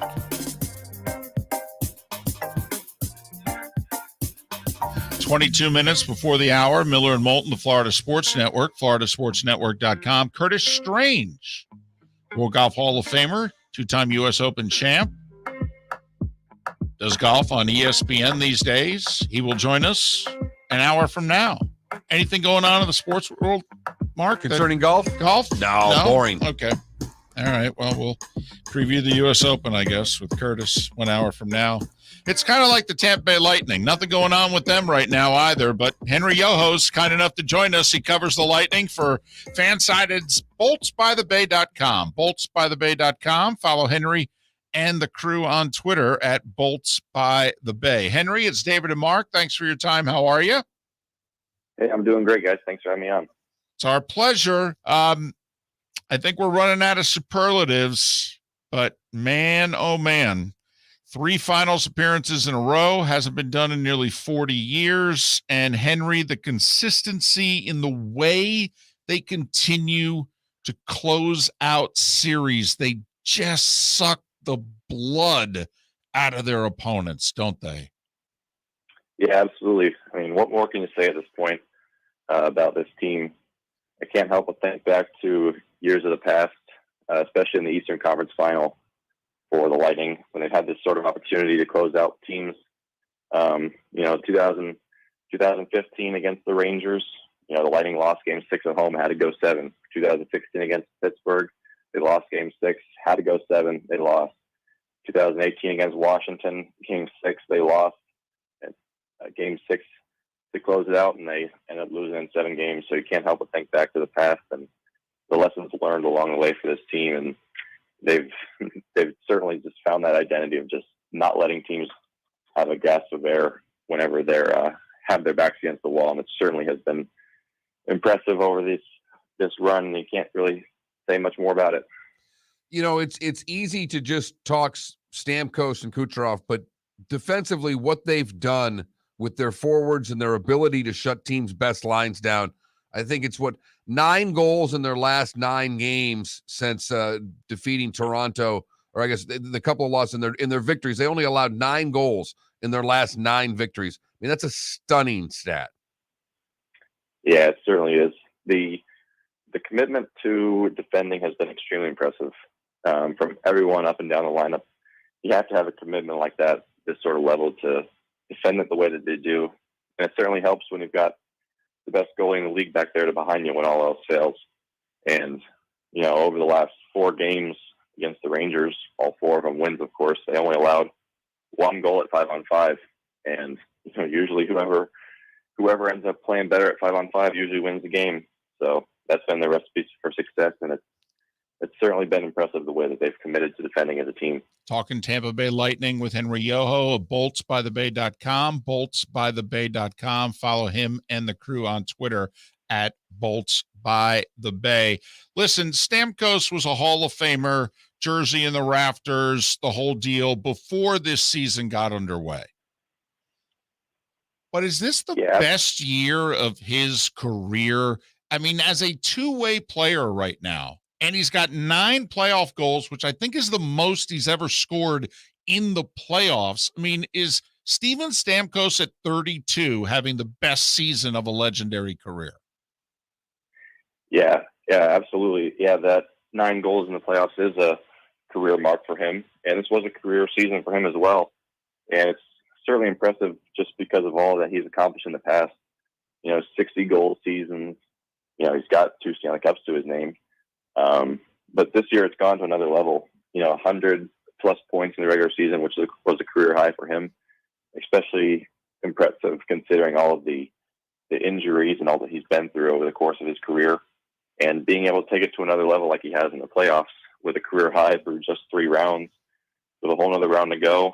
It's certainly been impressive because he hasn't been able to contribute as much as he would have liked to over the last few years. Of course, the 2020 playoffs, he only played in 1 game. It was a very impressive 1 game, but he wanted to give more. And, we saw him sort of take things over in Game 6 and sort of will his team over the finish line. And it certainly has been awesome to see a guy like that because he works as hard as anybody and he really deserves it. We talk about this team and you talk about a lot of different factors, but it always seems like John Cooper doesn't get mentioned enough. Is he underrated? Oh, absolutely. I mean, I think the craziest thing is he's never won the Coach of the Year, the Jack Adams. It's usually whichever team ends up having the, thinks that they went farther than they should have because of the coach. And, you'd be hard pressed to find a guy who you think is a better coach in this league right now than John Cooper, because the team success speaks for itself. And, they haven't had the best regular seasons. Of course, that's what the award is for. But, they just keep going. And at one point in time, he's going to have to be considered for the Jack Adams. But since it's a regular season award, Lightning have been making their money in the playoffs. And so I certainly believe that John Cooper is underrated in the greater landscape of the NHL and their best coaches, especially of all time. Listen, every team has a checking line. But if you think about who the Lightning have had to go through, and certainly what is now going to be in front of them, but they had to go through Austin Matthews in that line for Toronto. They had to go through Barkov and Huberdeau and that line for the Panthers, and then Kreider and the Mika line for the Rangers. And I mean, Cirelli, Hagel, Killorn. I mean, I don't know that even during this 3 cup finals run in a row, if they've had a designated checking line that has been able to check the other team's top lines as effectively as this one is doing now, Henry. Yeah, certainly. 3 rounds in a row of some high-powered teams that they've got standing in front of them. They've got probably the highest-powered one still to go in Colorado. And Lightning teams of the past few years have had some great forward depth, of course. The famous third line they had last 2 years with Yanni Gourde, Blake Coleman, and Bart Goodrow played a similar sort of role.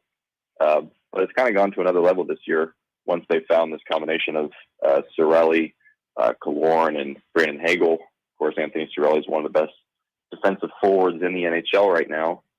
And especially at home when they're able to dictate those matchups, you can basically been able to guarantee that line's not going to give anything up. And I thought they were exceptional in the 4 wins in a row that the Lightning had against New York. They were all over the place and creating chances offensively, which was equally impressive.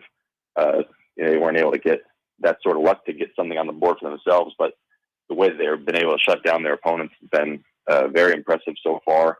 And they've got their toughest challenge still ahead of them. To back up what they're both saying right there, between Zibanejad, Matthews, and Barkov, it's been about 2.5 hours of ice time. And they've allowed, in fact, almost 4 hours of ice time. I'm sorry, he's allowed 6 total goals, has Cirelli in that time in 5-on-5. I mean, it is just, it's ridiculously, and that's why when we started this out with you, why I wanted to talk about the defense, Henry, because, yeah, we can talk about what the offense is doing, and sometimes these checking line guys don't get their due. What the commitment that they've made, and I mentioned, Barry Melrose to me is kind of checked out in a lot of things he said, but he talked about after I saw him Sunday morning talking about, hey, when you're down 2-0 and when you're down 3-1, you can do and say all the right things, but to get the players to go out and commit to it is really impressive. And what they did after being down 2-0 from a defensive standpoint, I don't think it can be undervalued. Yeah, definitely. It's so impressive just because, they've done this. They've done it 2 years in a row, and to get an unparalleled commitment this year, beyond more years and years past, where it seems that, especially with Braden Point out of the lineup, this team may not be able to score at as quite of a pace as they have over the past 2 years. So that commitment to defending has been even more important than it has in the past, and they've been taking it to another level, and it's very impressive. Talking Tampa Bay Lightning with Henry Yoho, boltsbythebay.com, boltsbythebay.com. Follow Henry and the crew on Twitter at boltsbythebay. All right, Braden Point, the thought was he was really close in Game 5 and probably could have played in Game 6, but was a scratch in both. One would think if that's true, he's healthy enough to play come Wednesday. A, do you think he's back in the lineup Wednesday? And B, who's going to sit? Yeah, certainly the tone has changed over the past few days. It seemed as though he could have played on Game 5 or Game 6 if there was sort of need that the Lightning felt that they could have gotten a boost out of him. As far as whether he'll play in Game 1 or not, I think it's kind of up in the air at this point. I think that they might hold him out potentially for Game 1, maybe just get a feel for how the series is going and how they might be able to insert him into the lineup.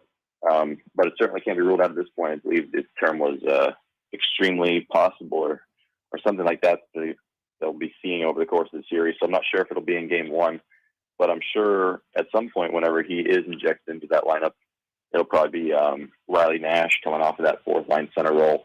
And he's been very effective in his time, but I think that they would be inserting Point for him whenever that time does come, and they'll provide quite a boost for that team. All right, final question. Do you think this is more of the first-round matchup against Toronto, which, let's face it, has turned out to be their toughest series, even though the Rangers put them in a 2-0 hole? I mean, Toronto was up 3-2 and had a lead going into the third period of Game 6 in an overtime game, and then Game 7 was a one-goal game.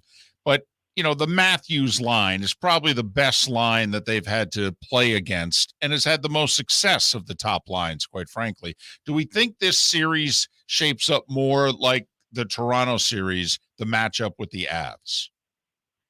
Yeah, I would say so. It's kind of crazy thinking back to round 1 and the challenge that it was on their hands to the Maple Leafs, and it certainly, I believe, was the hardest of the 3 series that they've played. There will be similar components to this Avalanche team with the way that they can score. Toronto scored more goals than anybody has against the Lightning over these last 3 playoffs, and the Avalanche can score on a similar level. But I think the difference is that they can defend a bit better than Toronto can, and so that'll make the task even tougher. But I think that the comparables are certainly there up front with I think that Colorado might even have more star power up high in their lineup than Toronto did. So I think it'll be certainly the toughest challenge that the Lightning have faced over these 3 straight runs to the Cup. Henry, safe travels. Thanks for getting up early for us. We really appreciate it. Awesome. Yeah, thanks for having me on, guys. Henry Yoho, boltsbythebay.com, boltsbythebay.com. Follow he and the crew on Twitter at boltsbythebay. Toronto had better goaltending than I think Colorado has, though. And the glaring difference in net right now, even if you think, and I'm not putting words in your mouth, I'm just talking in general. If you think the Avs are every bit as good as the Lightning, or maybe even you think they're better because, Toronto didn't have a Cale Makar. And I don't know how many teams do.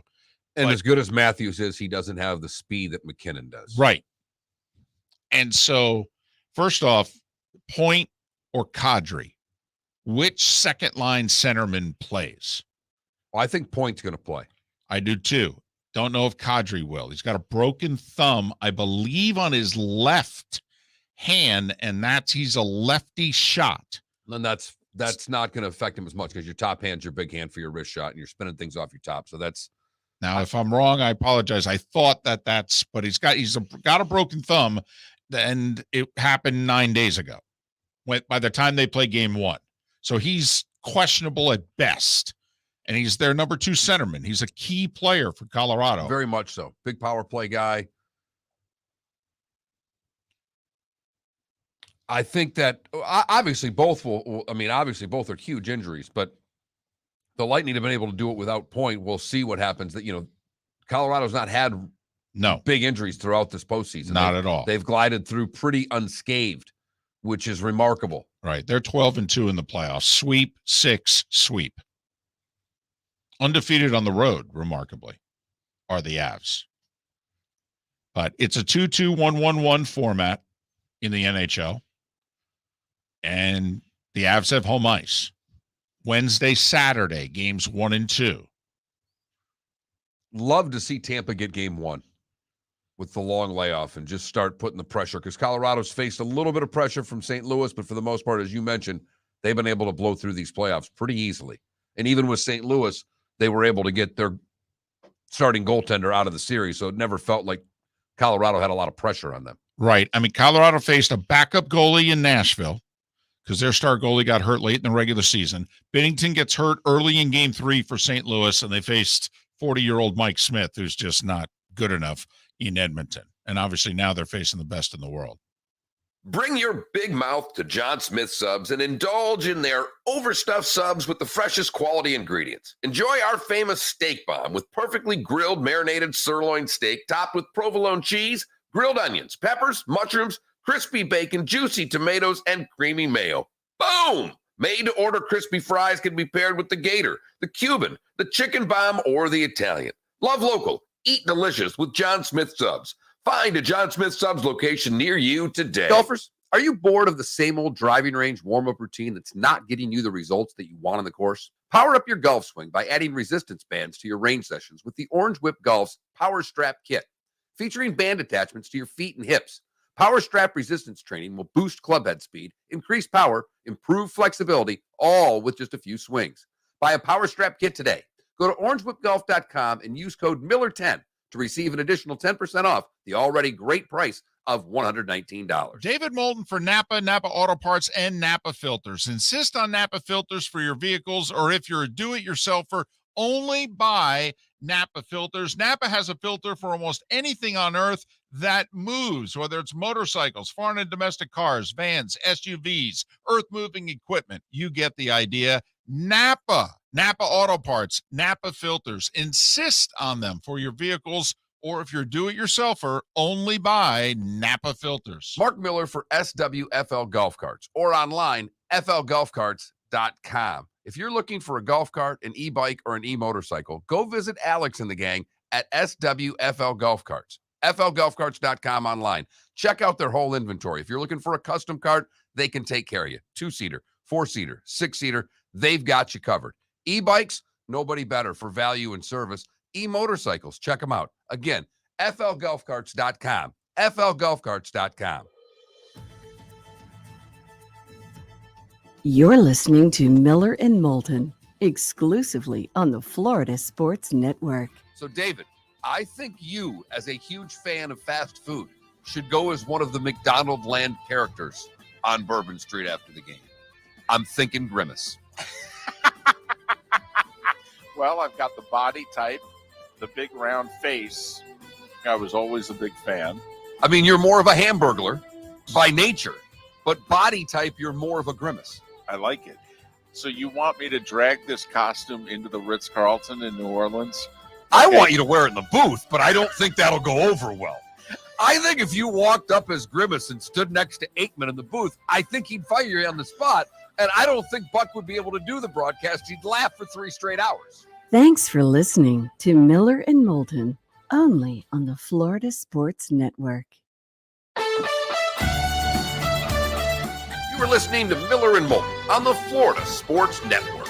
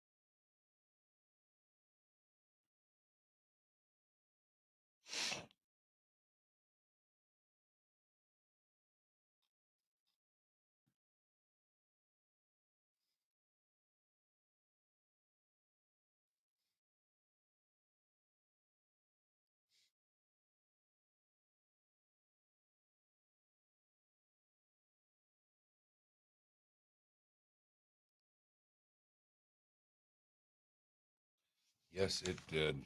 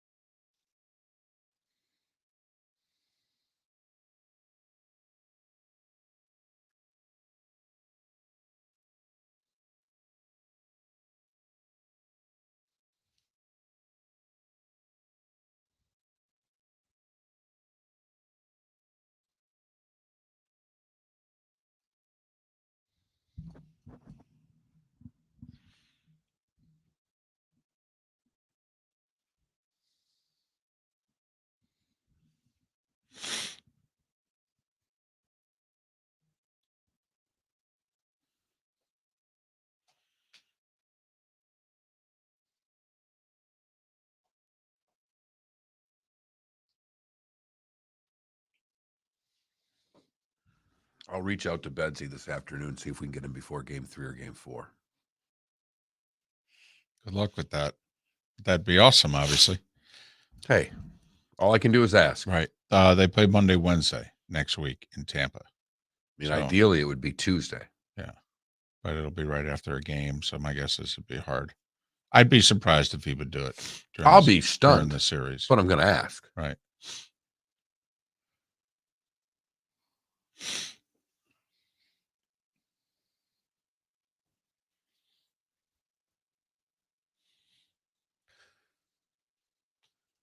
Plus, if we get him on, I would immediately be calling the Lightning PR and say, you know, we had Jared Bednar on. Any way we can get John Cooper on. Right. Kind of stinks to be on the Florida Sports Network. And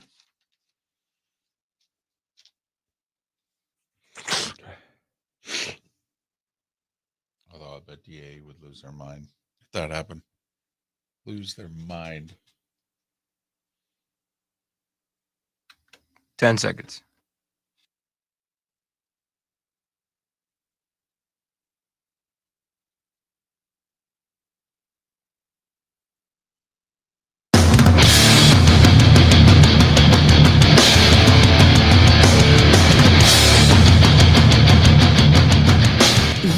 listening to Miller and Moulton, exclusively on the Florida Sports Network.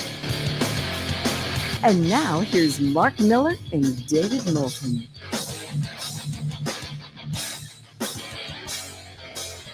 Top of the morning to you. How the heck are you? Third, and for many of you, final hour of Miller and Moulton here on the Florida Sports Network, floridasportsnetwork.com. For those of you in Southwest Florida, the bonus hour begins in 1 hour from now, and your championship hockey coach, Brad Ralph, will join us 1 hour from now. Curtis Strange in about 35 minutes. You're on the Florida Sports Network. U.S. Open gets underway on Thursday, and it's only the second biggest story going on in the sport right now. So we thought that's a good enough reason to talk to Curtis. Poll question today, and it was actually in honor of who our top of the hour guest is 1 hour from now. We call Southwest Florida home, and their hockey team, the Florida Everblades, won the championship. Won the double-A title, if you will. The ECHL is double-A hockey. And they won the Kelly Cup for the second time in their 24 years. And so Mark said, I want to ask this question. And here's how he phrased it. You could have a short career, but you make it to the show for a brief time, or you can have a legendary minor league career and win championships, but you never get, as Costner said, the 21 days in the show. Which would you choose? And apparently, Mark, we're the only ones that thought it was a good question because I was afraid of this. Yeah, it's like 89 to 11. I was right afraid now. of this. I'm almost ready to put in Felipe's backup question. With the series tied at 2-2, who do you think's going to win the NBA Finals? Going to say, I don't know if we can use that voice if our poll question's getting the results it's getting. In fact, Felipe should use that back at us about our poll question. What's that in your throat? Is that a little pneumonia Bielitsa in your throat? It could be. I don't know what you take for a Bielitsa. He's a key defender in the series for those of you that think it's a communicable disease. So that's our poll question. At that Mark Miller, at the David Moulton on Twitter. But, floridasportsnetwork.com is where you go. Vote on our poll question. Also at FL Sports Network on Twitter. We had our golf tournament on Saturday. Great turnout, great day. Really enjoyed it. And we blew one thing because I came close to doing it in the awards of having an actual poll, a show of hands. Because what was amazing to me at one of these events is how many different teams people are rooting for. We had like 32 foursomes.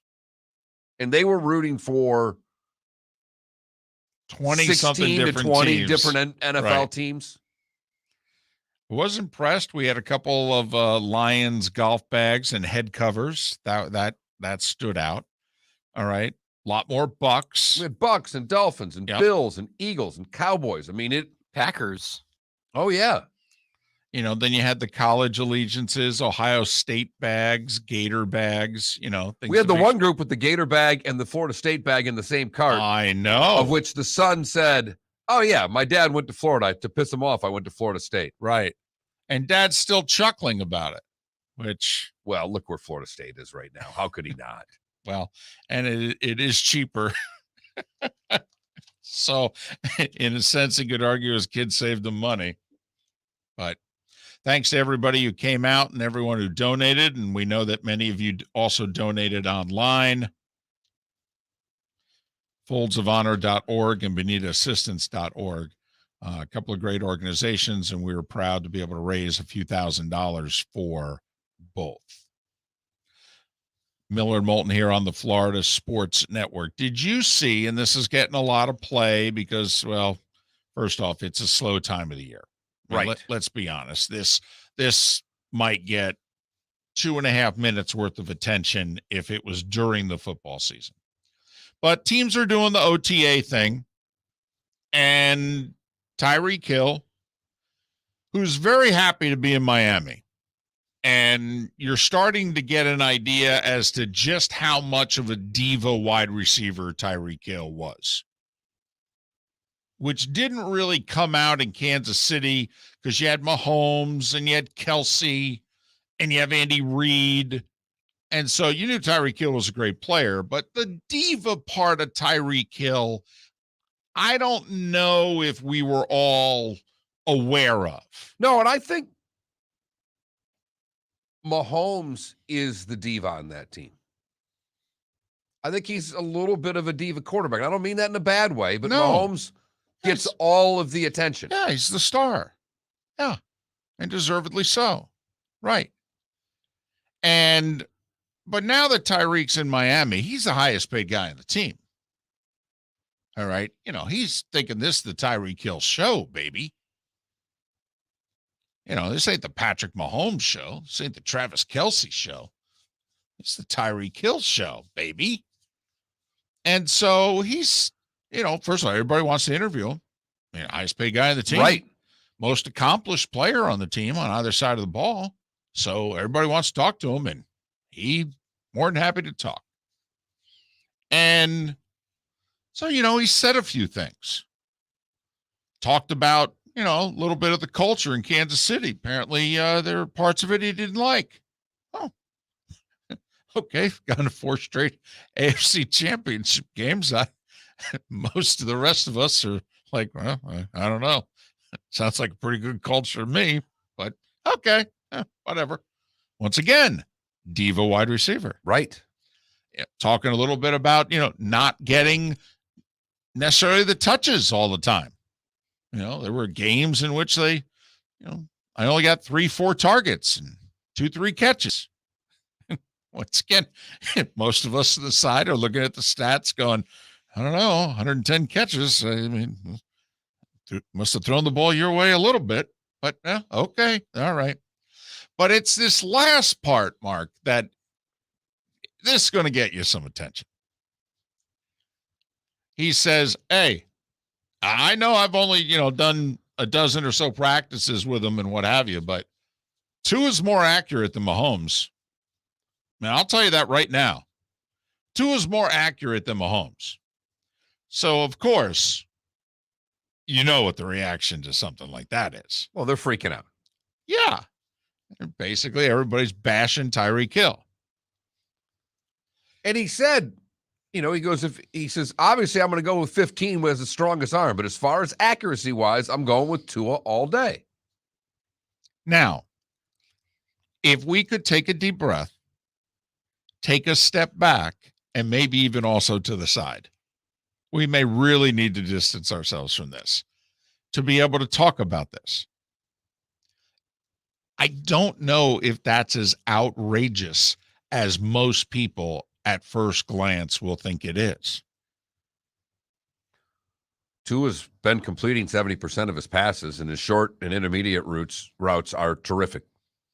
I mean, that's his strength, is how accurate he is. That's not Mahomes' strength. Mahomes is a superstar. Okay. But Mahomes' strength is his arm strength. It's his athleticism. It's being able to turn a mess into greatness. And yes, he can make all the throws.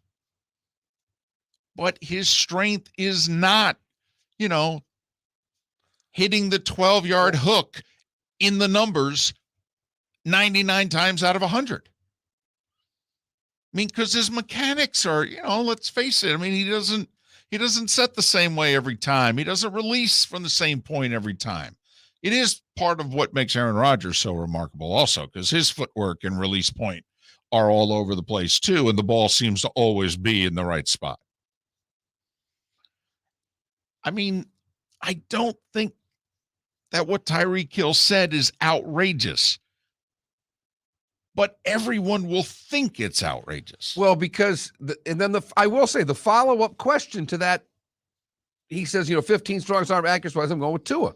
The follow-up question, so which one would you rather have? The deep ball where you got to scramble around the field and try to go find it, or do you want that accuracy to hit you in the breadbasket and run?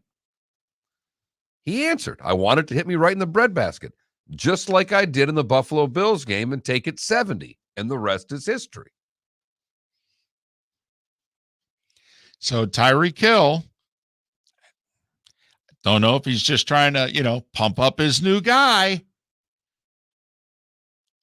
or if Tyreek Hill's, being a diva. And it was a little bit of, It was both, because he did say, he's the dude, man. He went through all the different things. About Mahomes. Yeah. Right.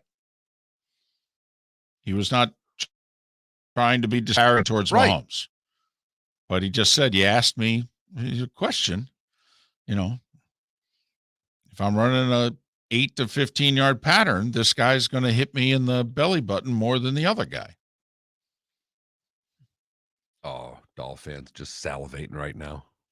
They're so excited. Well, I will say, and this is obviously a small sample size, but at the golf tournament, all right, those that are Finns fans, they were wearing it.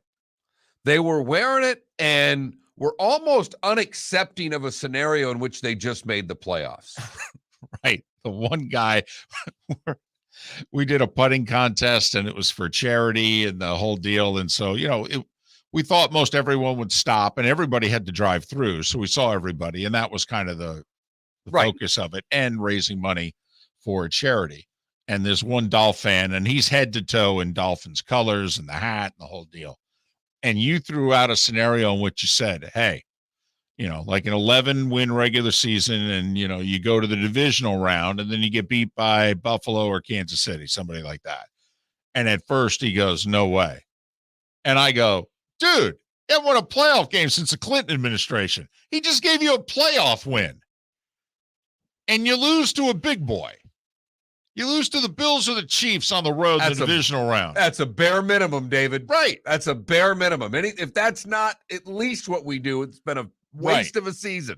And he was like, oh, man, I don't know. I don't know if I can accept that. What? You haven't had a season that good in 22 years. What are you talking about? Oh, I don't know. Okay. All right. Good luck.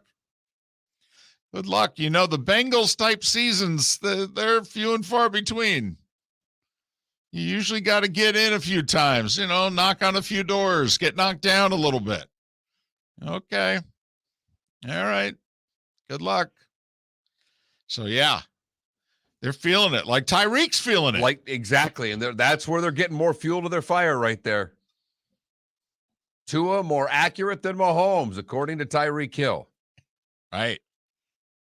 Don't get me wrong, I love me 15, but we're gonna do some things here with my guy. Numero uno, baby. Curtis Strange in about 25 minutes. Miller and Moulton, the Florida Sports Network.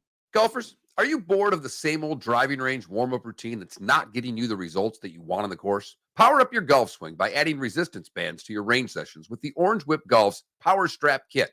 Featuring band attachments to your feet and hips, Power Strap resistance training will boost clubhead speed, increase power, improve flexibility, all with just a few swings.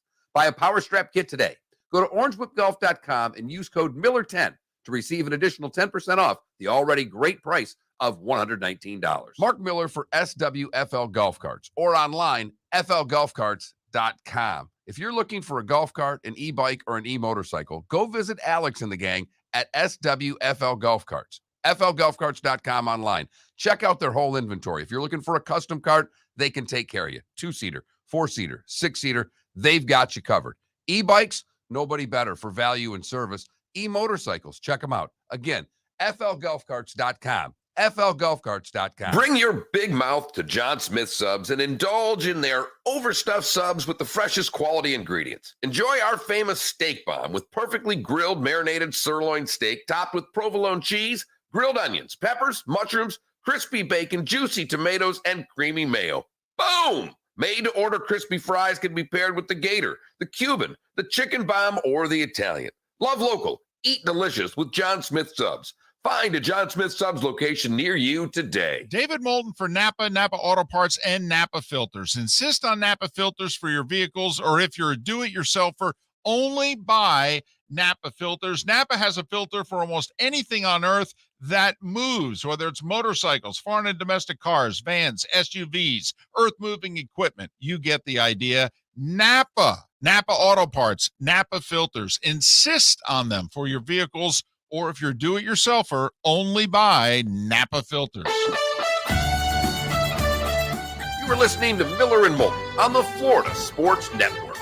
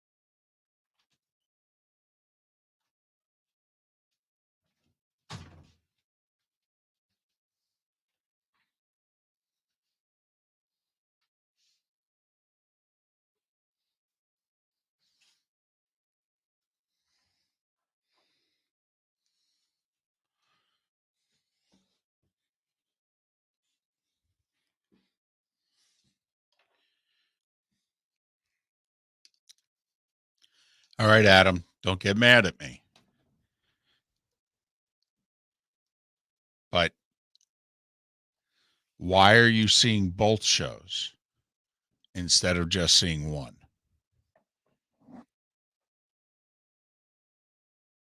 Because I don't think the set list is going to be much different. But I don't think it's like a Springsteen concert. Yeah. Because he's hot, sticky, sweet from his head, to his feet. Yo.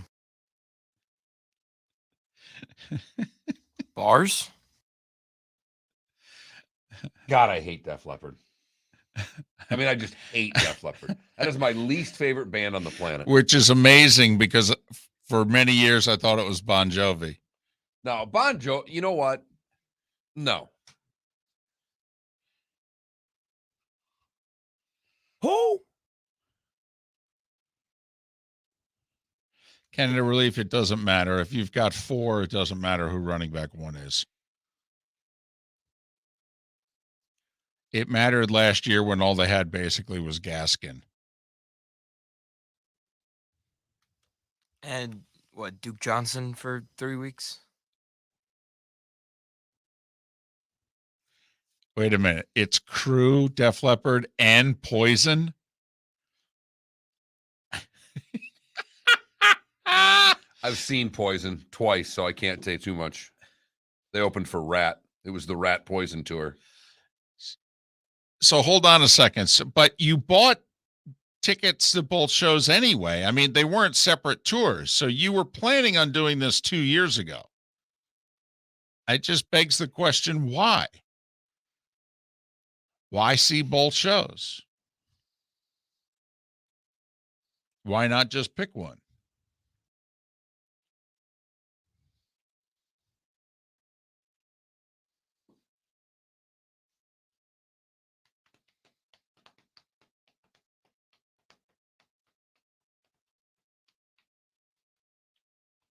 We'll bounce around. Okay. Yeah.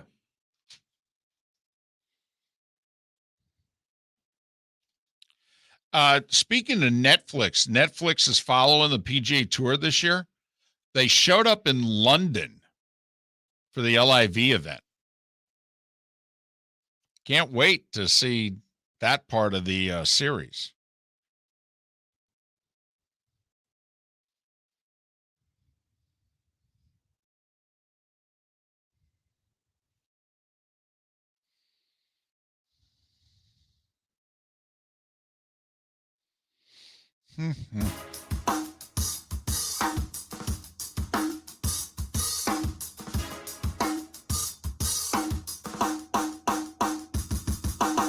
Welcome back to Miller and Moulton, only on the Florida Sports Network.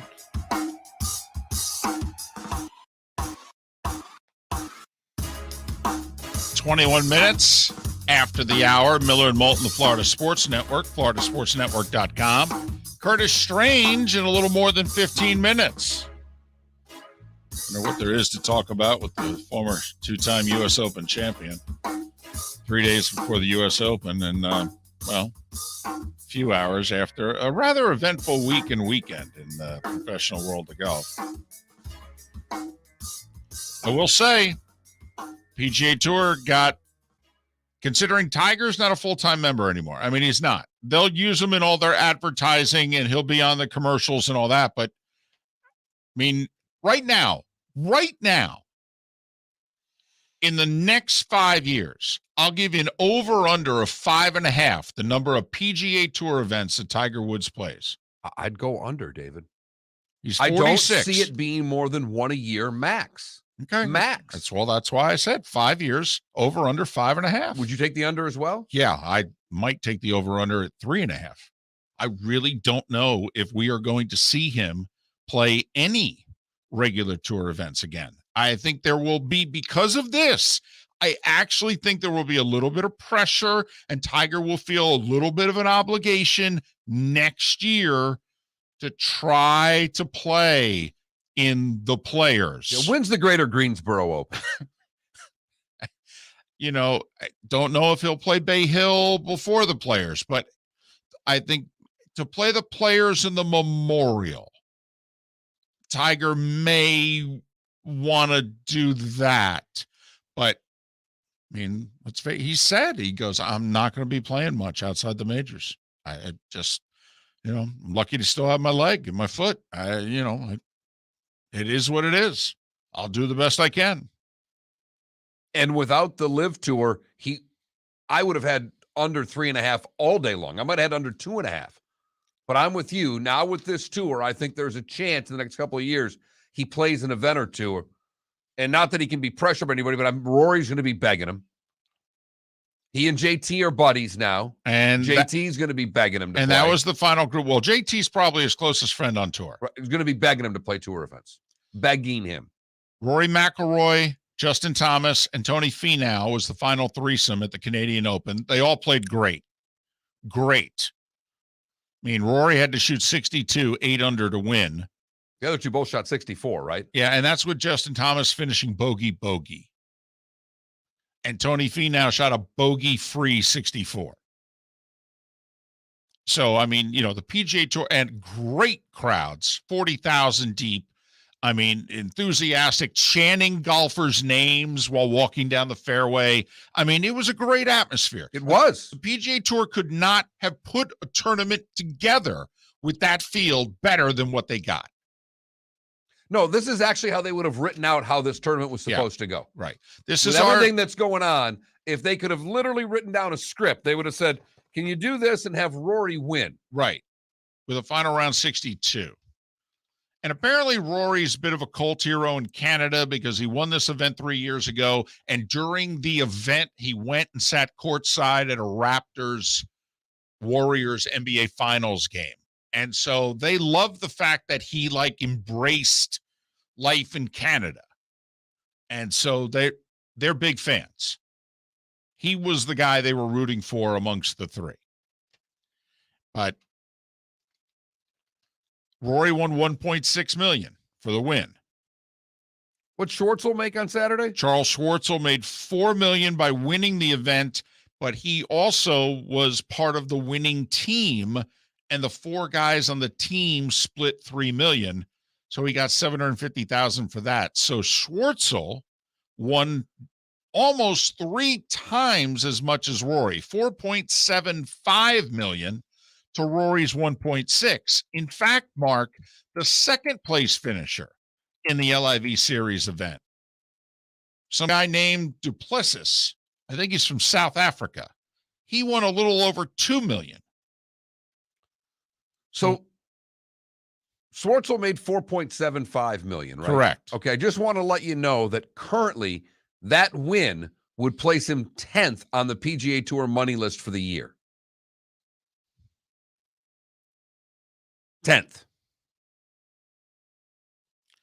Also, since there's only 48 golfers in the field in the LIV Series, last place is $120,000. 48th place in the Canadian Open was less than $23,000. So you made over 5 times as much money for finishing 48th in London as you did for finishing 48th in Canada. That's what the PGA Tour is up against. That's the financial difference that we're talking about. 3-1 to win, 5-1 to finish middle of the pack. And that's why golfers, I mean, Pat Perez is a journeyman. He's won, I think, 3 times on tour. He's in his mid-40s. He's a top 100 golfer in the world, though, still. And he's got a great personality. I think Pat Perez in the booth would be phenomenal, actually.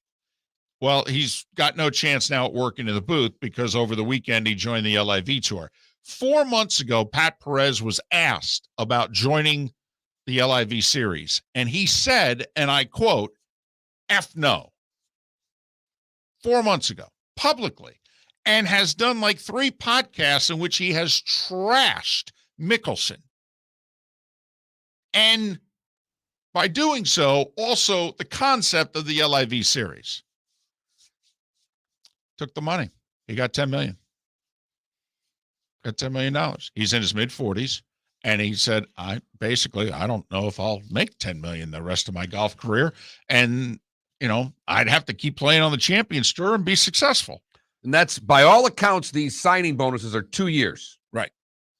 David and I were trying to figure out if it was 2 or 3 or what it ultimately was. But by all accounts, these are 2-year deals. He's going to play in 20 events in the next 2 years. If he plays in all of them. Well, I mean, they already missed one. So 7 this year, and they're scheduled to play 10 next year. 10. I'm sorry. I thought it was 12. Okay. So 17 events. Uh-huh. Just for the record, that's another $2 million if he finishes last in every event. Yes. So basically, it's $12 million. Correct. Minimum. Yes. A bare minimum of $12 million. Right. Just to just have a pulse, basically. And he's not finishing last in these events. Right. Mm-hmm. And he's admitted, he said, hey, I took the money. It sets up my entire family now. I can take care of you. Sit down, whatever my family tree is, everyone is now taken care of.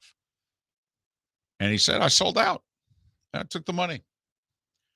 His wife went on like Instagram and what have you, an emotional reaction as to, him making that decision. She obviously is in favor of it. One would hope she is. Well, right.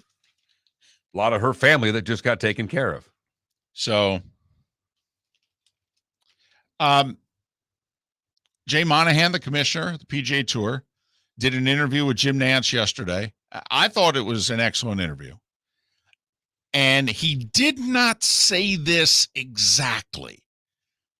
But, Mark, he did not sound as if these suspensions are open-ended. He really didn't. He sounded like basically, you guys are dead to us. Well, I think they are, and I think the PGA Tour is dead to any. I think those guys are leaving saying the PGA Tour is dead to them. The only question ultimately I would have is that if the LIV Tour goes out of business, right, would they let these guys back? And that's what Monahan's hinting that no. Yeah. What I took from it, and we have a lot of people in our Twitch chat room who also saw it. And it's interesting. Initial reaction is they didn't think Monahan looked good. I thought Monahan came out strong, actually, in that interview, if you're on that side of this debate. But, Mark, the impression that I got was, if we all think there's going to be some sort of compromise 2, 3, 4, however many years down the road, Monahan almost made it sound as if you guys have made your bed and you're going to have to sleep in it. Curtis Strange, very passionate about all of this. He is next. Golfers, are you bored of the same old driving range warm-up routine that's not getting you the results that you want on the course? Power up your golf swing by adding resistance bands to your range sessions with the Orange Whip Golf's Power Strap Kit. Featuring band attachments to your feet and hips, Power Strap resistance training will boost clubhead speed, increase power, improve flexibility, all with just a few swings. Buy a Power Strap Kit today.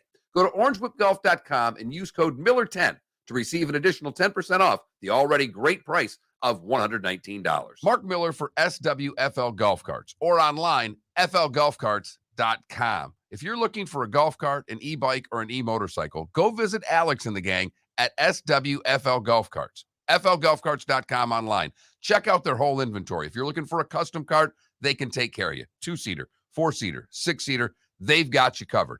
E-bikes, nobody better for value and service. E-motorcycles, check them out. Again, flgolfcarts.com. flgolfcarts.com. Bring your big mouth to John Smith Subs and indulge in their overstuffed subs with the freshest quality ingredients. Enjoy our famous steak bomb with perfectly grilled marinated sirloin steak topped with provolone cheese, grilled onions, peppers, mushrooms, crispy bacon, juicy tomatoes, and creamy mayo.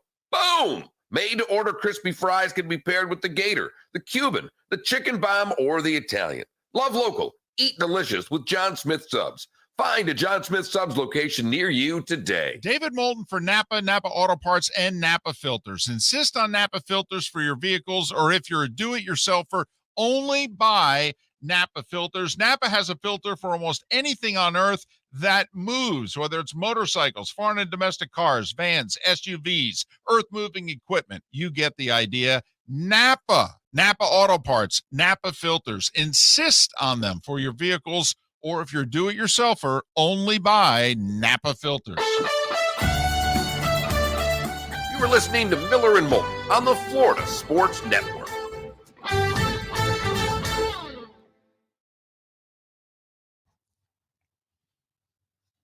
The rule they are breaking is, and I agree with you about if they resigned, how are they still suspended? I think that's their way of saying, even if you try to come back and reclaim your PGA Tour membership, you're suspended. But the rule that they are breaking, according to Monahan on the tour, is that if they have a PGA Tour event scheduled and you want to play in a non-PGA Tour event that week, you have to get permission from the PGA Tour. Now, the PGA Tour has almost always given players permission. Like, you don't need permission to go play in the European Tour event that week because they have a working relationship with that tour. But for a series that they do not recognize, you have to get permission. Like the Saudi International was the first weekend of February. It was up against the Pebble Beach tournament. And there were like 20 PGA Tour players who wanted to play in it. They all had to ask for permission for the one-off. They all got it. But the PGA Tour, when giving it to them, and by the way, Harold Varner III won the event by 1 over Bubba by eagling 18. Yes, all the players asked for permission to play in the LIV series event. They were all denied. And Nance asked Monahan that question yesterday. Hey, why can't they play? And he basically said, because it's not a legitimate tour.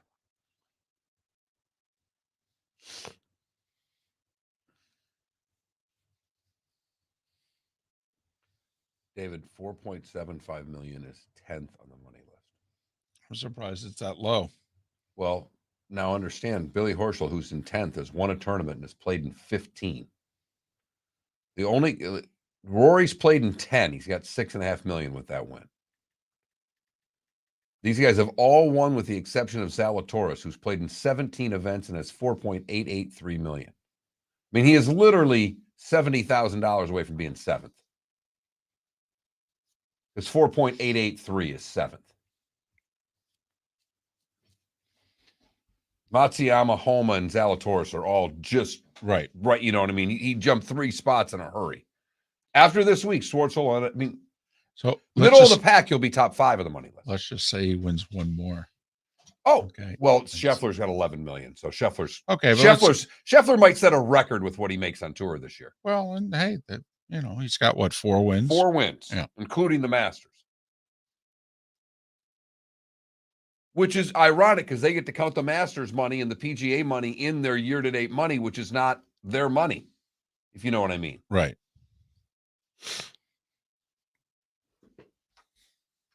All right. Well, the NCAA lost in court, and that will be interesting because that's where we all think this is going to end up.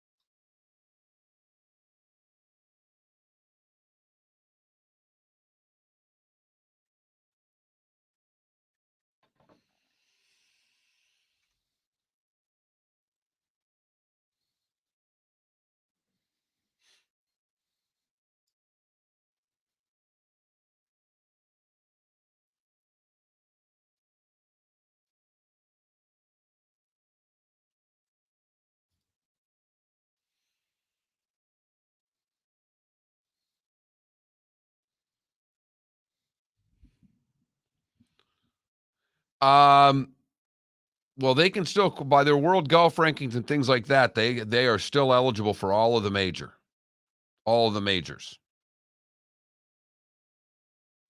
And they'll all be playing in the U.S. Open. All that are qualified will be playing in the Open this week. 15 seconds. What happens beyond 2022 is anybody's guess of what the majors do to change their qualification standards.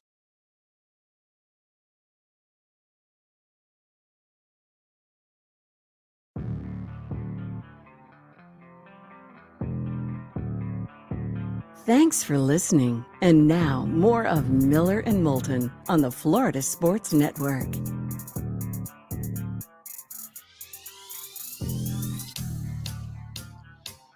22 minutes before the hour, Miller and Moulton, Florida Sports Network, floridasportsnetwork.com. For those of you that are hanging around for our bonus hour, which is almost all of our 239 audience, the head coach of your championship hockey team, Brad Ralph, will be joining us coming up in roughly 22 minutes' time. Curtis Strange to join us here coming up momentarily. We're getting hooked up with Curtis, who's heading to the U.S. Open. He won it twice, including in Brookline at the Country Club. Won his first one there 34 years ago. So this will be a special trip back for Curtis. Just my quick read. One of the things is the par fives aren't as reachable here, which will be interesting to see if they've got to make 3 shots to play a par 5. It doesn't happen anymore in the game of golf. That's a dadgum good point. The aforementioned World Golf Hall of Famer and ESPN golf commentator, Curtis Strange, is kind enough to join us once again. Curtis, it's David and Mark. Hope you and the family are well. How are you? Mark, good to be with you. All good up here in North Carolina.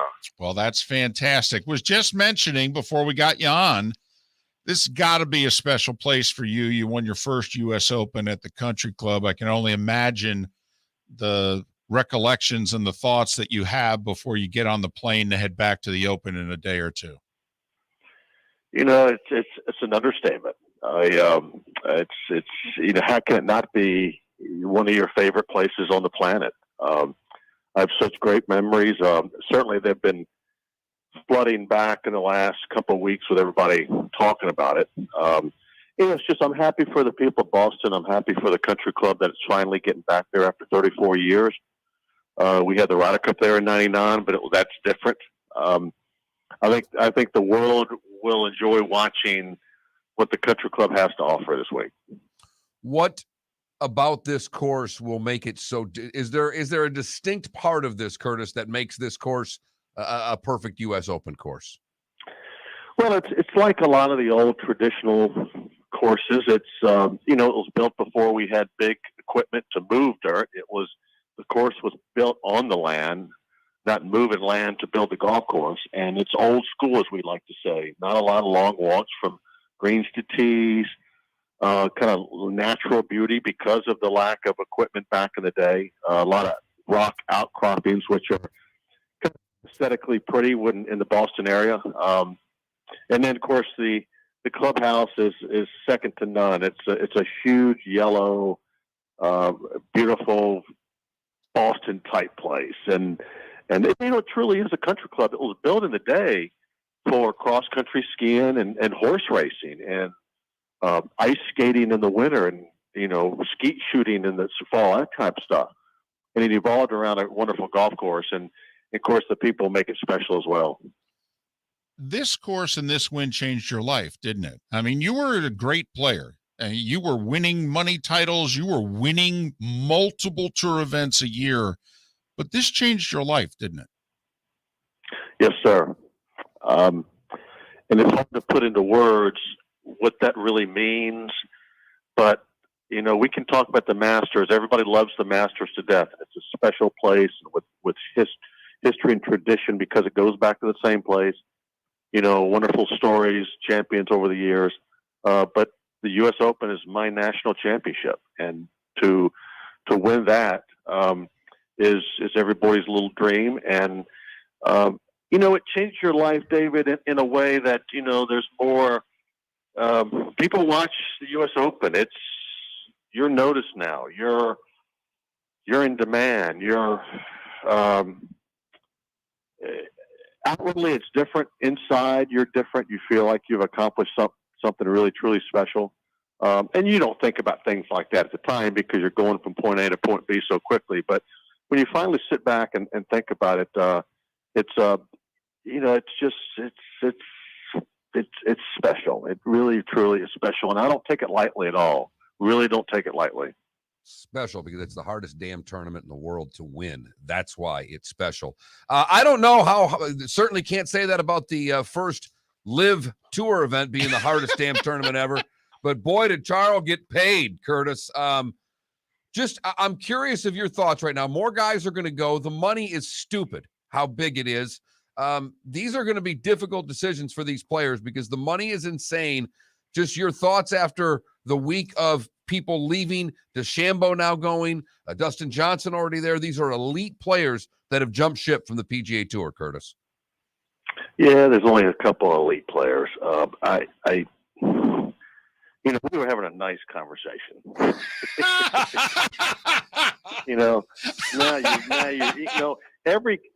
It's like on social media, when you get in the text string, it goes in the toilet really quickly most of the times with the guys. Okay. And it's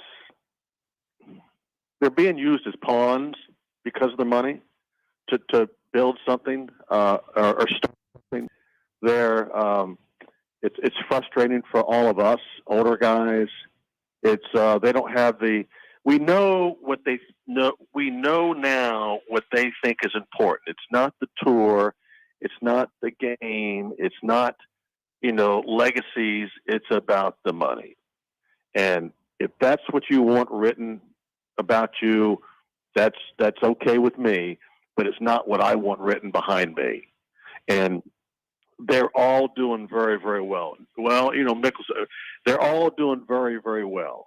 So why leave something that gave you the platform to make you who you are and turn your back on that to go for money? Now, I know it's huge money. I get that. But if everybody said no, it would go away tomorrow. And I really don't think it's going to get any bigger than this. You'll see a couple, lesser names go. I really don't think you're going to see any big names go anymore after this. They've been suspended indefinitely because they've turned their back on the tour. I don't know where this is going to end with me, because that's why I don't like talking about it. My blood pressure goes through the roof. But I really think they've turned their back on the players who developed this tour from the 30s and 40s and 50s to today, with their blood, sweat, and tears. What the tour represents is the best tour in the world, the strongest tour in the world, and it's taken a lot of effort. And they've turned their backs on it, and, don't let the door hit you on the ass on the way out. That's what I say. You've been a member of the tour, what, about 45 years? 1977, so, yeah. There you go. Was there ever a time in which the tour was doing things in which you weren't happy? That, not enough to do something that what's going on now. But I mean, there are some who have been making the point that, listen, the PGA Tour at times, been a pain in the butt to deal with about certain things. No, David, have they given us an example of anything? No. No. Well, the only one who's ever said anything publicly of those that have left was Phil's comment about, he was using this as leverage and he said that Monahan basically, nice guy, but he acts as a dictator and transparency and things like that. And we all know where those comments got him. So really, he's the only one. Well, and those comments, when you sit down and talk and give reasons why the commissioner does what he does, there's a reason for it. And the reason comes from the bylaws, which were written by all of the players. It's not written by the board. It's not written by the commissioners. It's written by the players to protect our own tour. The reason you can't go and cherry pick around the world at different tournaments for appearance fees all the time is to protect our own tournaments that we so hard, over the years have built up to make great events that give huge amounts of money to charity. They've turned their back on them. And transparency, what does that mean? We have an independent audit every year, but Phil has never served on the board to find out any of this stuff himself. We have rules that he complains about the rights fees that he has to play for his silly football quarterback games. It's entertaining TV, but that's to protect our own weekly events so these things don't happen every single week. Phil just wants it. They're not. What they're hiding behind every time they open their mouth, he and Norman, is that we want to grow the game. The only thing they're growing is their pocketbooks. They are hurting the game. They're hurting the tour, which gave them that platform to be who they are today. And I think it's disgusting. But, that's my own opinion. And I haven't talked about it publicly until actually yesterday, David. And I feel like, we all need to come out publicly and talk about it to give the listener and the viewer more information so they can make their own opinion about it. How much credit do you give to the Rory McIlroys, to the Justin Thomases that are not only playing on the tour, but are advocating only for the tour and are pretty hard line against what the Live Tour is trying to start? Well, I admire them, of course, but I think they're doing the right thing. Tiger said the best. All of these young kids, they believe in legacies. They want to play as hard as they can play and as well as they can play for 25 years on tour, and then see how I stack up against the best that ever played. And, it is, Phil did say it's about obnoxious greed, his own obnoxious greed. And Norman's own obnoxious greed, and all of them, because let me tell you something, they're doing very, very well on, they're one percenters in this world. And they're doing so well, but so why do you have to jump ship? That's the question. Why? I kind of halfway get it with Phil because he's almost 52 and he didn't want to play the Champions Tour. Go, but don't make a stink and don't open your mouth. Just go. But Roy and JT and all of the rest. By the way, did you see Roy's comment on TV yesterday? Yep, my 21st win, one more than somebody else out there. Yeah, somebody else, Greg Norman, and he went a step further in the press room. So they get what's going on. They're so sick of talking about it. This has been going on for 2.5 years on tour. So I admire them, I appreciate them, and it makes you respect them even more. U.S. Open, obviously, it begins on Thursday in Brookline at the Country Club. Listen, we all know the names, and not just those who were in the final group, Scheffler, obviously, Rahm, and, but do you think, you think Zalatoris can win the U.S. Open? Do you think somebody who's not won a major can win this tournament this week? Yes, they can. I've always believed that you learn how to play Augusta National because it's a lot of local knowledge, and you also learn how to play a U.S. Open golf course. It doesn't matter which one, but you learn how to play patiently. You learn that you're not going to play, subconsciously everybody goes in thinking they got to make a gazillion birdies every week. You have to learn to accept fewer birdies, harder-made pars, struggles, the little battles every day on the golf course within 18 holes and then within the 72 holes. It's a marathon. It's America's toughest test, and it should be because it's our national championship. So to answer your question, Zalatoris, yes, I think he can because he's been so close now in the Masters and the PGA here in Tulsa a few weeks back. Will the putter hold up under the pressure? It seemed to at Tulsa. He just got beat. But any young kid obviously is so talented, yes. But you always look for somebody who's got something on their resume in majors, and that's who the favorites is likely to be. As always, we love having you on. Glad all is well with you and the family. Safe travels. You very quickly, you guys having a dinner the Wednesday night? No, this is not a past champions thing. I'm just going up. I wasn't going to go up because I'm not one of those guys that sit around and hang out and at some place that 34 years ago I did well at. But I'm going, actually, it's fun. I'm going back to have a cocktail with the golf writers I thought would be kind of cool. And certainly a lot of the golf writers that covered it in 88 aren't with us anymore. Some of the great ones of our day. And I'm doing something for the members afternoon. So I'm going up there to kind of do what I think would be fun and enjoy and celebrate this year's Open for 2 days and come home.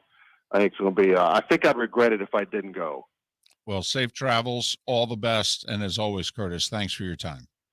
Well, thank you. And I'm so, no way. We love it. It strikes deeply with a lot of us that feel so strongly about our organization. Well, And that's why we wanted you on, because that side needs to get their point out as well. Curtis, thank you. Have a good week. Curtis Strange won his first of 2 U.S. Opens 34 years ago this week at the Country Club in Brookline, Massachusetts, and that's where the U.S. Open is back. Beat Faldo in a playoff on Monday. I honked him right off right there. Knew I was going to. Oh, no. I don't have any regrets. I wanted those answers.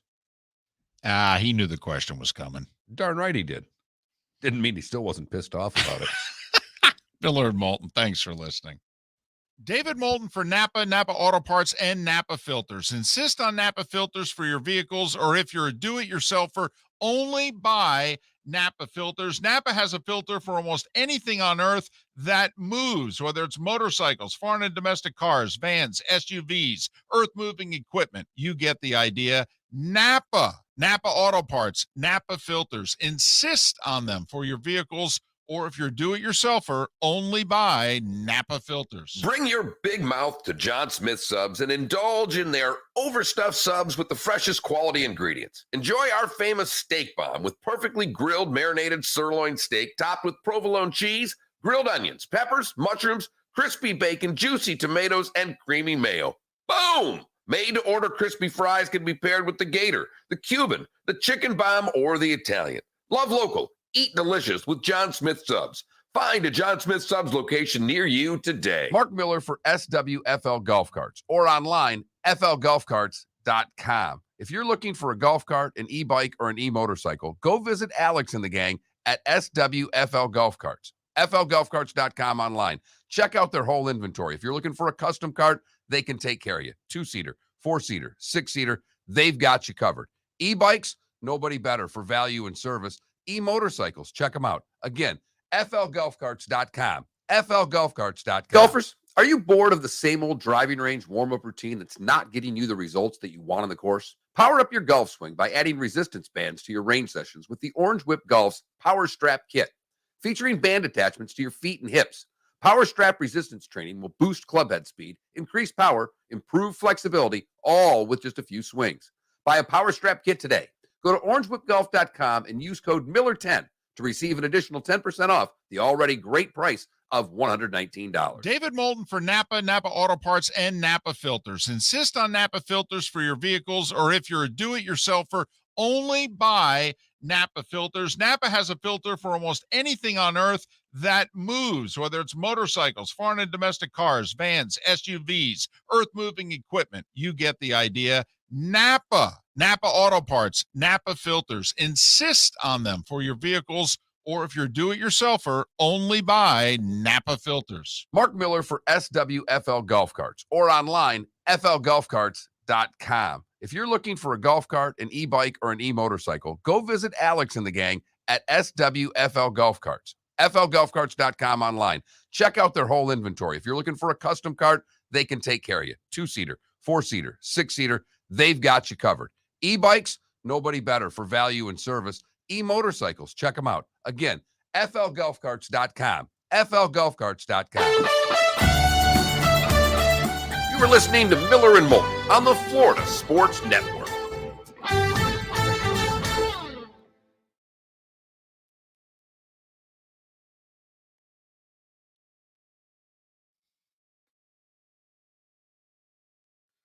They're announcing all of the sites June 16th for the 2026 World Cup.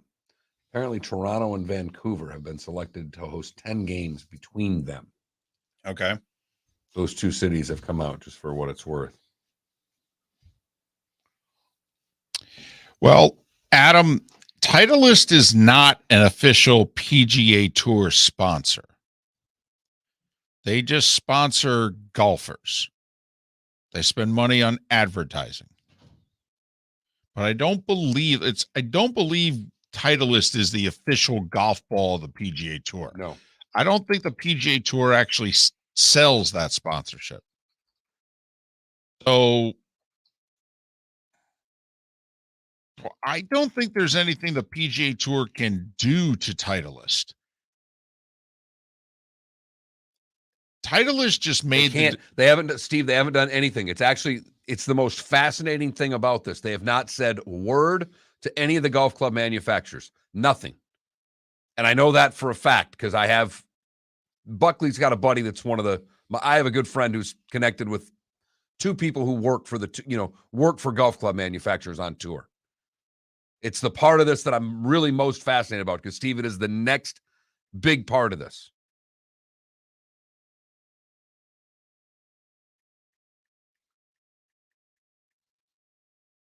It's not like they can kick Titleist off tour. 80% of the guys are playing a Titleist ball.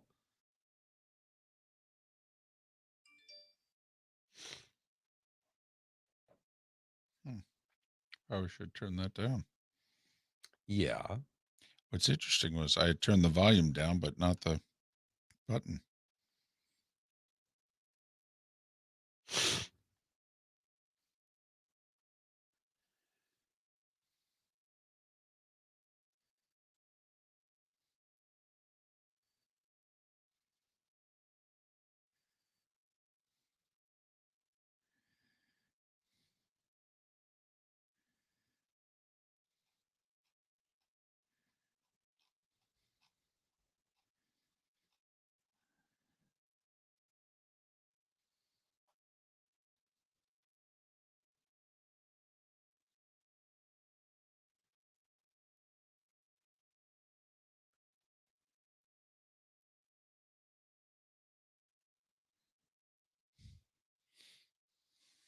Oh, no, it was a horrible look with there, and we talked about it last week.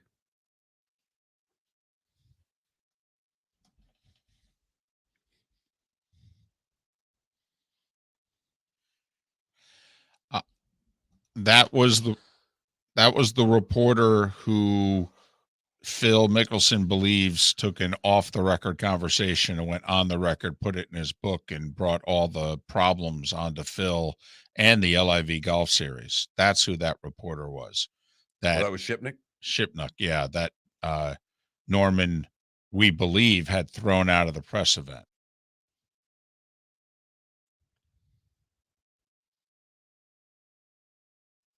That's the hit. Guy lost his tooth. There we go.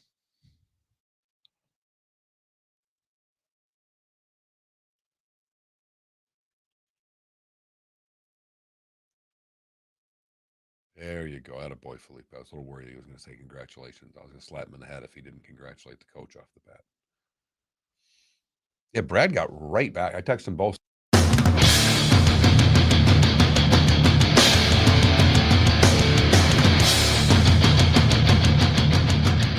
You are listening to Miller and Moulton, exclusively on the Florida Sports Network. And now, here's Mark Miller and David Moulton.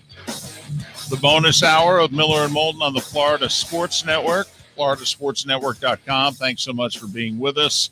And we are thrilled to be joined by the head coach of the Kelly Cup champion Florida Everblades, Brad Ralph. Brad, it's David and Mark. Congratulations. Thanks, guys. It's been a couple days now, and boy, it still feels pretty great. Well, talk about it. This was a hell of a run. I want to start, I text both you and Craig Brush, the general manager, and Craig's response to me was the following. He said, "So happy for our players and coaching. We beat two teams with more talent through will and coaching."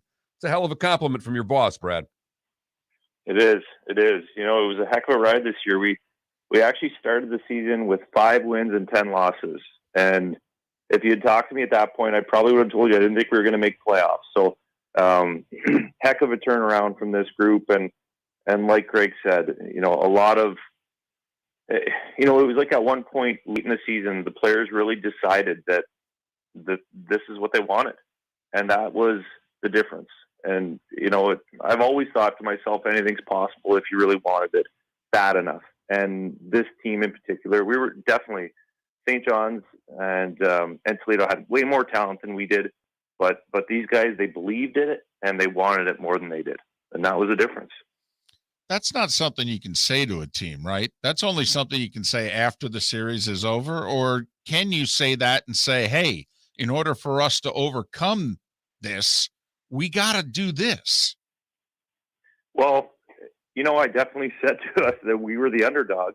And until we win this series, we've got to prove it every shift.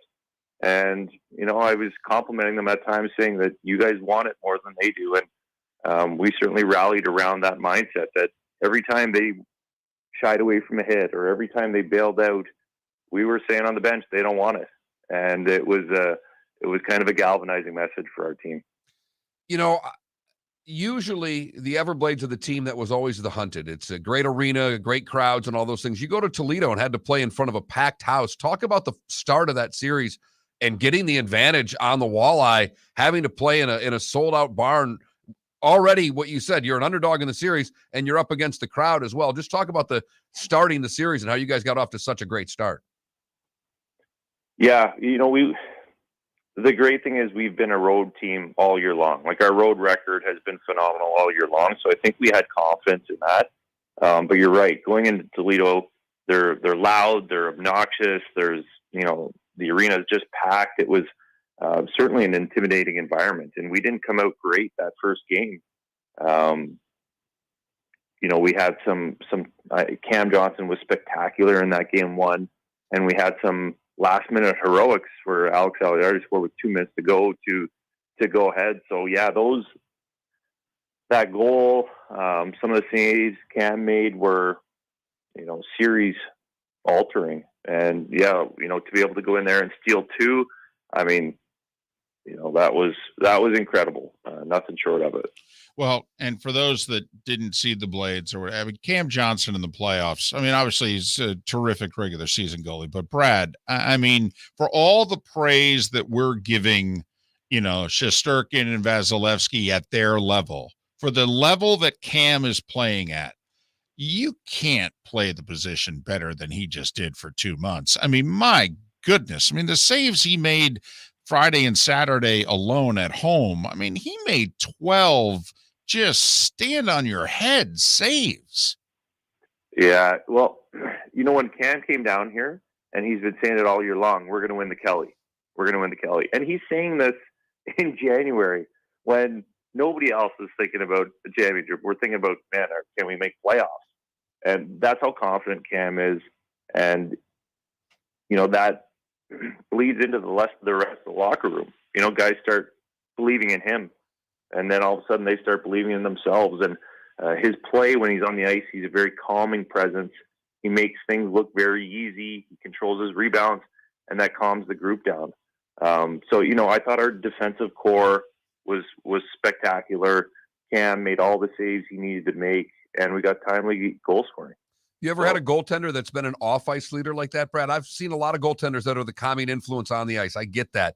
But typically, these guys aren't the vocal leaders in the room. Have you had one like that before? No, never.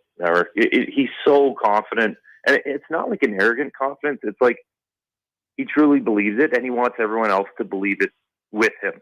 And he's just so vocal in the locker room, and it's amazing what, having a goaltender say those things does. Because usually goaltenders are very quiet, and you leave them alone, and you don't say anything, but it's not like that with Cam. He's so outspoken and gregarious. He's a leader in his own right. Well, and we're talking with Brad Ralph, head coach of the Kelly Cup champion Florida Everblades. They won their second title on Saturday night. And there's a gentleman in our Twitch chat room, Brad, that took the words right out of my mouth, in which he's talking about Johnson, your goalie, and he says he loves when he winks at the camera. He does. He has a presence in which he seems to know when he's on the scoreboard, when the camera is on him. He's played up to it all year. It's a Patrick Waugh type personality in net. And I don't know if Mark and I have seen a Blades goalie who's had that big of a personality. He's a great person. He's so well loved within the locker room. The guys want to play for him. And like I said, his winking at the camera, his nodding, his getting the fans going, that's him believing in himself and him wanting everyone to believe in him so much that, he's had a rocky road. His pro career has been a lot of ups and downs, and he loves being a Florida Everblade. There was nothing more he wanted than to win the Kelly Cup for all of us. And, I'll love him forever. Brad, you fall, you lose the first game at home. It's 2-1. Talk about the third period in game 4, because Brad, for as much as you got done in games 1 and 2, if you don't get the comeback Friday night, we're still playing hockey right now. I'll tell you, that goal from Joe Pendenza. So we're down 2-1. They scored on a power play with, I don't know, it was like 2.5 minutes to go. At that point, you're, as a coach, you're scrambling. You're like, okay, how do I get this under control and get the right guys out at the right time and pull the goalie? And it's chaotic. And we were struggling to get the puck in the offensive zone, struggling to get a face-off, struggling to be able to have the opportunity to call a timeout. And, they iced the puck with 35 seconds to go. And I was able to get the right players on the ice. And, they knew what to do. Their coach looked over at me expecting me to call a timeout. And, I don't know why, but I didn't call a timeout. John McCarron snapped the puck back, a couple passes, and then all of a sudden Joe Pendenza uncorks a one-timer that finds the back of the net. And, hard to find a bigger goal than that in that moment, the way it all played out. Pushed us into overtime. And, another unlikely goal scorer, Lucas Campbell, comes up with a big shot for us to win that game. And you're right. If we don't win that game, I mean, it's a completely different ball game going back to Toledo for a game 6. So, that last minute heroics was magical. Well, I mean, for you to close out the last 2 series in game 5 at home, I mean, the money you saved your boss alone, not having to go back, not just Toledo, but to Newfie. I mean, not only to deliver the title, but you saved a bunch of money as well. But talk about being able to get this done at home. I mean, you played before 7,500 both Friday and Saturday nights. The place was absolutely rocking. All right. I mean, to win it is one thing, but friends, family, sold out crowd. I mean, come on, this is the stuff you dream about. Well, I'll tell my boss how much you mentioned about saving him money. There's something here. But you're right. I was telling everyone to do this on home ice was truly the icing on the cake. I've been around hockey for a long time. I've seen teams win on the road, and it was nothing like it is when you can win at home. So it truly was so special to have all our family, all of our friends, all of our staff, everyone that is so meaningful on this very difficult journey, to be here, to be able to celebrate with us. I mean, it's the happiest moment of my life, no doubt about it. We talk about doing it for our family, doing it for our fans, doing it for everyone, and we did. So I'm just so proud of this team and this organization and all of our community, just to enjoy, you know what I mean? Like, there's so much, life is so difficult at times. And just to have a moment that will be remembered by everyone it's just a really proud moment.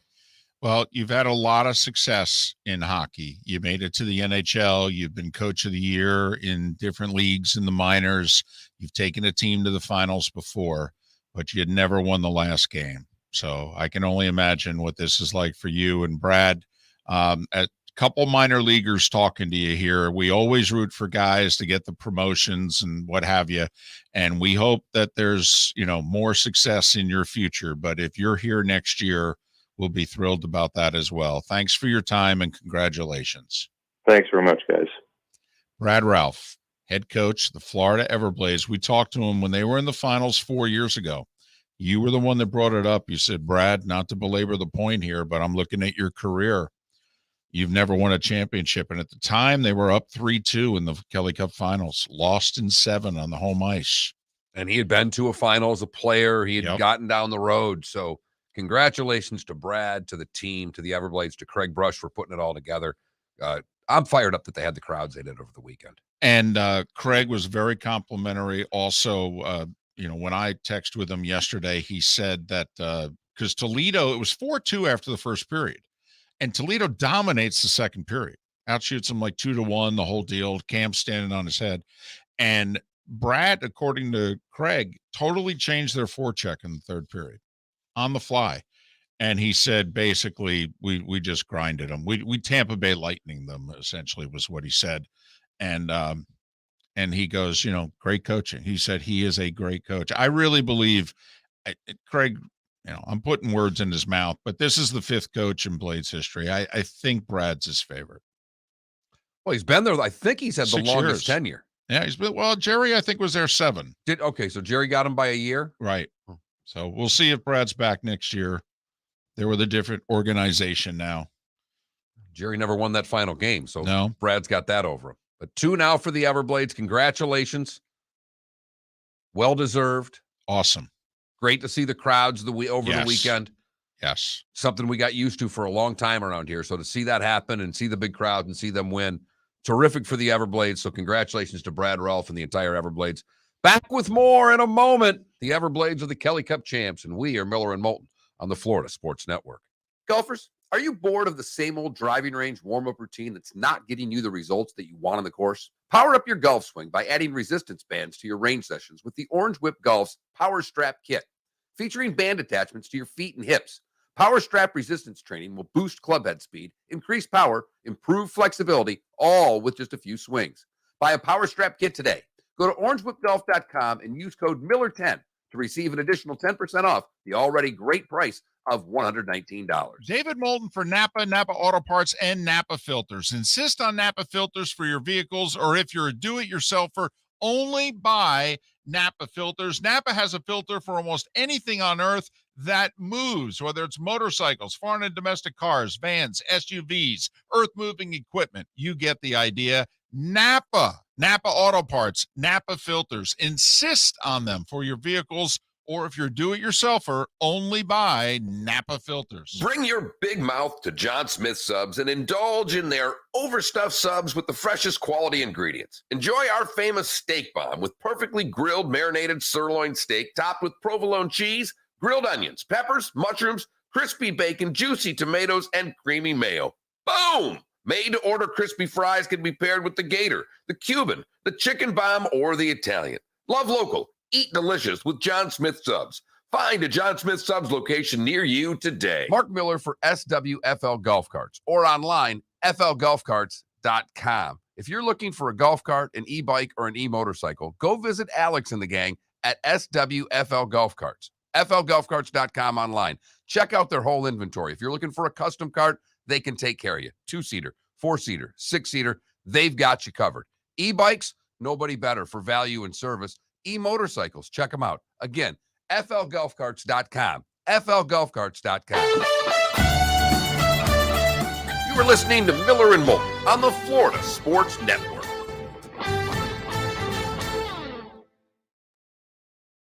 Hired him, the guy before Brad Ralph.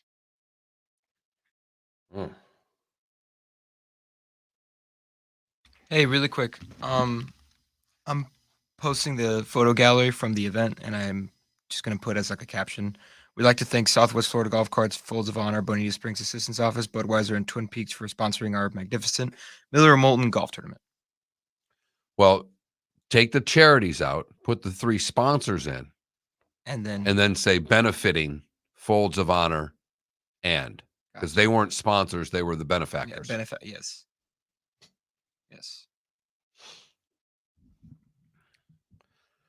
I don't have Mello. I don't have the numbers yet. We thought we'd have them before the end of the show, but we did not get them. So we will have them tomorrow.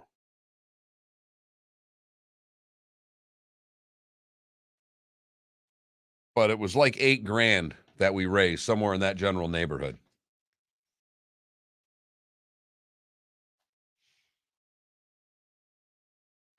I can't make fun of the winners, but boy, oh boy, did Danny and I laugh about the team that won. Because they were given their card and basically really proud that they won he's like, Danny looks at me and goes, so they won a beer league scramble. They're pretty proud of that. Yes, they are. Yeah, okay. Greg Poss, there you go. Thank you for that. Thank you. Because I'm sitting here trying to look it up. Poss replaced him, the guy you mentioned. Cameron?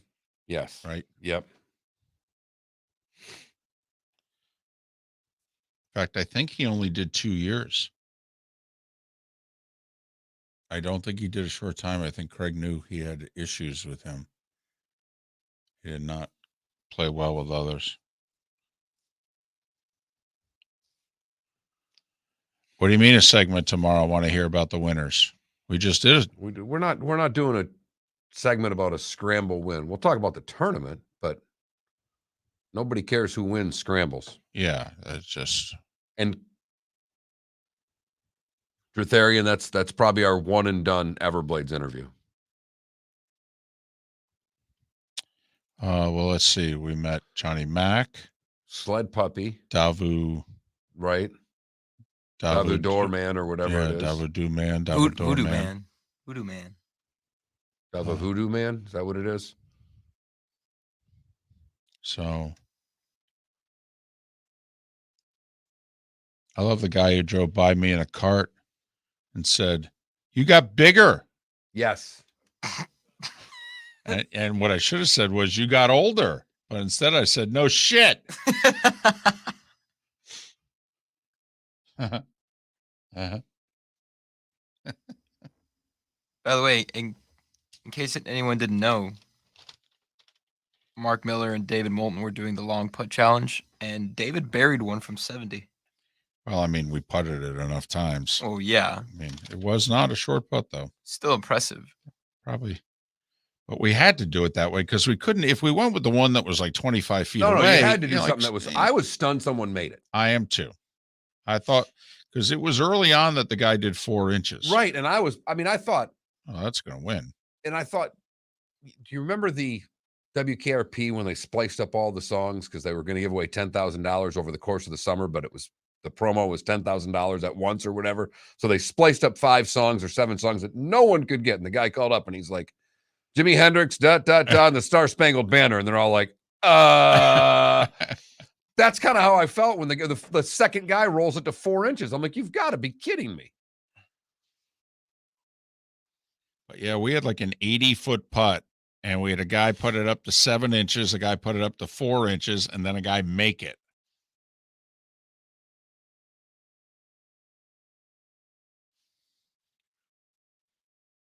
Lamar's at minicamp? Did he really show up at minicamp? Yep. It's mandatory minicamp. Okay. That's fantastic. I know, but everybody was losing their mind because he might not show.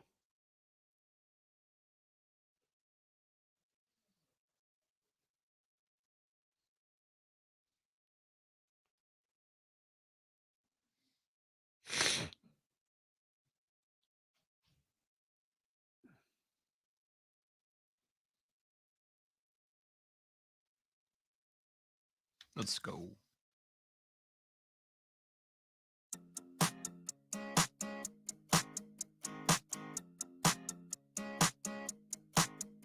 You're listening to Miller and Moulton, exclusively on the Florida Sports Network.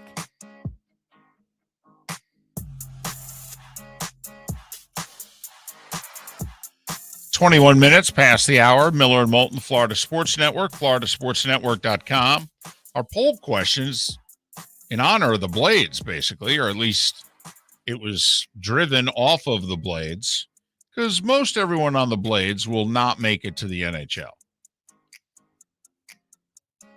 And so we said, all right, here's the deal. Here's the 2 scenarios. You can have a short career, but you will get to the majors in whatever the sport is. You will get to the show, but you will have a very short career. Or you could have a long career and you could be a legendary minor leaguer and win championships and the whole deal. Which would you rather have? Yeah, for the most part, everybody wants to get to the show. Yeah, there's nobody apparently that. Nobody wants to be a jukebox minor league hero. Right. Brad Raup, by the way, head coach of the Blades, played 1 game in the NHL. 1. Uno. Yep. 1. It counts. It counts. It counts. When they pull out the all-time record book, your name is there. And he did not have a long career, actually. He was coaching, I think, by the time he was 30. Because this is I think he's 41, maybe at most 42 years old. And, this is his 12th year as a head coach. So, by 30, he was a head coach. I think he was obviously an assistant before that. So he did not have a long professional career. But he got his game. He got his game. And now he's got his ring. Yes. And, we'll see how long he's here. Don't believe they made a change at the head coaching position in Nashville because the Blades now associated with Nashville. And I don't believe there was rumors to that effect, but help me out. There's like 7 or 8 openings in the NHL, which is a lot. Well, that's usually that many just during the season with the firings that go on. Right. So, we'll see if he gets promoted along the way. But if not, obviously, Craig Brush and this organization thrilled to have him back. And it'll be curious to see how many of these guys are back. Once you win your ring, because, we've talked about it. I mean, life here is pretty damn good. When you're in the minors. Oh, if you're going to play minor league hockey, there aren't 10 places to play it better than Southwest Florida. Great facilities. They live now right close to the rink. I mean, everything's right there. Everything's right there. Yep. So be curious to see how many guys are back. It is cool. They got, the kid from Naples who scored 2 in the game 5. Zach Solo there, you're talking about. Yep.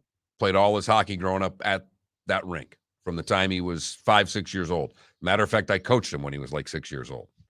So imagine how great that had to feel. Awesome. So second championship next year is also, think about it, for next year from a marketing standpoint, which is where you made your bones for all those years in broadcasting. It'll be, I believe, next year's 25th year coming off a championship.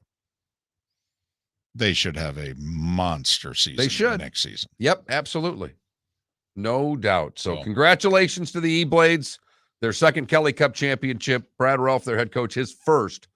And obviously for most of these guys, probably their first with the Everblades. I don't know how many of them had a championship somewhere else. So great weekend, Friday and Saturday night. The Everblades getting it done against the Toledo Walleye.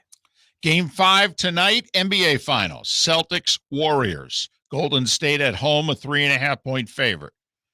This is the matchup that both teams want. Boston, a terrific road team in the playoffs, 8-3.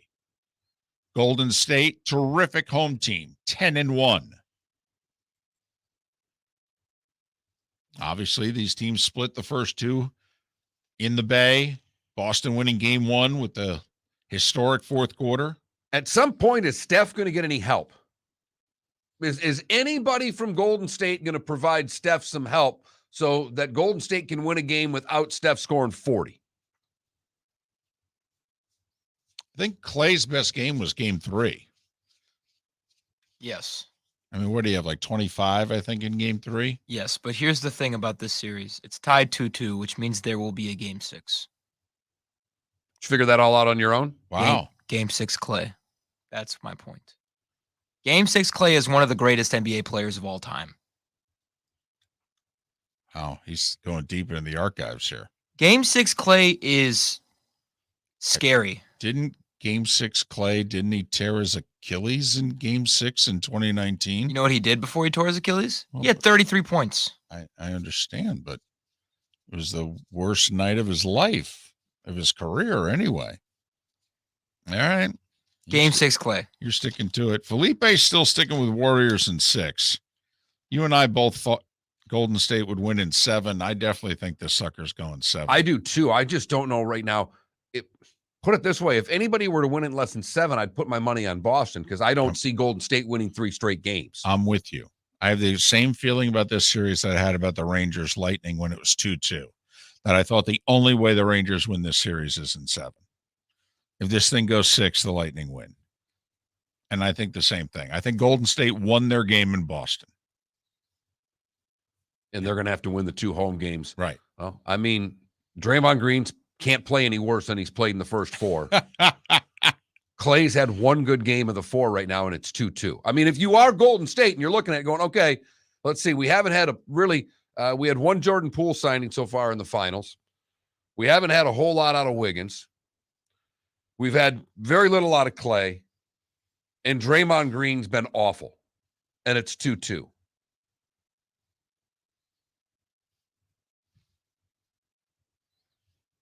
What's interesting to me is how neither team has put together the same performance in back-to-back games. Boston's kind of had that throughout the postseason, almost. I mean, they've worked hard to get there, but it's not been a lot of back-to-back good performances. You know, they had the 40-16 fourth quarter in game one after Golden State had the big third quarter. Then Golden State had the big third quarter and Boston had nothing to offer in game four. So Golden State at least was making the argument going to Boston. You know, we've played 7 good quarters. And then Boston outplayed them thoroughly in game 3. And then Golden State hung in there with Boston and they out-toughed them. I mean, they did. They got the stops. They won the battle of the boards. They got 3 big offensive rebounds down the stretch. 1 from Draymond, 2 from Wiggins. I mean, just that little factoid alone. Do you see, and this is where I find it fascinating, the rebound side, because Golden State's going to have to win the rebounding battle tonight to win, or at least keep it even. And Boston was just embarrassed on the glass with the bigger team. They're going to give a much better effort on the boards tonight. I think this will be the closest game of the series so far. Hope so. Monday, Thursday, and if necessary, Sunday. So it's 72 hours now. 72 hours in between games 4 or 5, 5 and 6, and possibly 6 and 7. I mean, you know, for those of us of a certain age, this is just, these guys cannot be catered to and pampered anymore. I mean, there's a pretty famous game in finals history. It's the Memorial Day Massacre. And part of the reason why it was a massacre was it was game 1 of the NBA Finals on Memorial Day Monday. And the Lakers had to play a 7-game conference final. And then they were at home and they had to travel to Boston. And I believe they had to play that game like Saturday. So they had no rest. I mean, they did not have time to practice. You know, the infamous Riley was walking them through in the hotel room, banquet room, and they got beat by 34. And nowadays it's like, no, I'll give you 72 hours, you know. Hey, and to your point, David, we spent a lot on television networks. Television network didn't want a game on Sunday with the money they're paying and didn't get one. The players have a ton of power. Golfers, are you bored of the same old driving range warm-up routine that's not getting you the results that you want on the course? Power up your golf swing by adding resistance bands to your range sessions with the Orange Whip Golf's Power Strap Kit. Featuring band attachments to your feet and hips, Power Strap resistance training will boost clubhead speed, increase power, improve flexibility, all with just a few swings. Buy a Power Strap Kit today. Go to orangewhipgolf.com and use code Miller10 to receive an additional 10% off the already great price of $119. David Moulton for Napa Auto Parts, and Napa Filters. Insist on Napa Filters for your vehicles, or if you're a do-it-yourselfer, only buy Napa Filters. Napa has a filter for almost anything on earth that moves, whether it's motorcycles, foreign and domestic cars, vans, SUVs, earth-moving equipment. You get the idea. Napa Auto Parts, Napa Filters. Insist on them for your vehicles, or if you're do-it-yourselfer, only buy Napa Filters. Mark Miller for SWFL Golf Carts, or online, flgolfcarts.com. If you're looking for a golf cart, an e-bike, or an e-motorcycle, go visit Alex and the gang at SWFL Golf Carts. flgolfcarts.com online. Check out their whole inventory. If you're looking for a custom cart, they can take care of you. 2-seater, 4-seater, 6-seater, they've got you covered. E-bikes, nobody better for value and service. E-motorcycles, check them out. Again, flgolfcarts.com. flgolfcarts.com. Bring your big mouth to John Smith Subs and indulge in their overstuffed subs with the freshest quality ingredients. Enjoy our famous steak bomb with perfectly grilled marinated sirloin steak topped with provolone cheese, grilled onions, peppers, mushrooms, crispy bacon, juicy tomatoes, and creamy mayo. Boom! Made-to-order crispy fries can be paired with the Gator, the Cuban, the chicken bomb, or the Italian. Love local. Eat delicious with John Smith Subs. Find a John Smith Subs location near you today. You are listening to Miller and Moulton on the Florida Sports Network.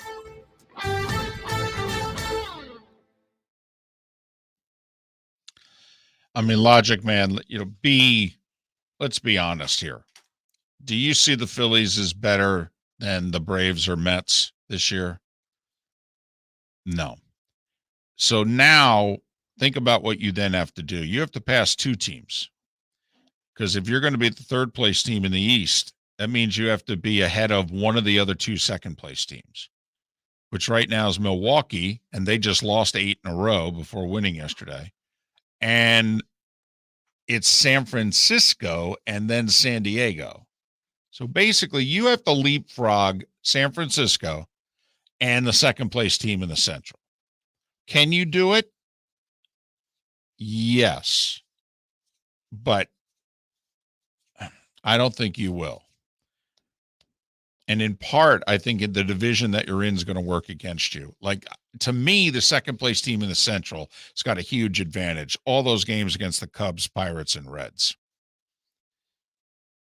And the Marlins are not an easy out. So the only easy games in the East are against the Nats.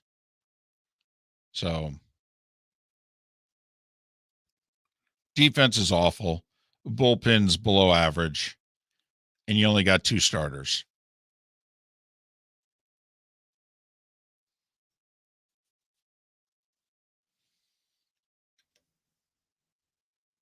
Pictures are up for the Miller Moulton Scramble.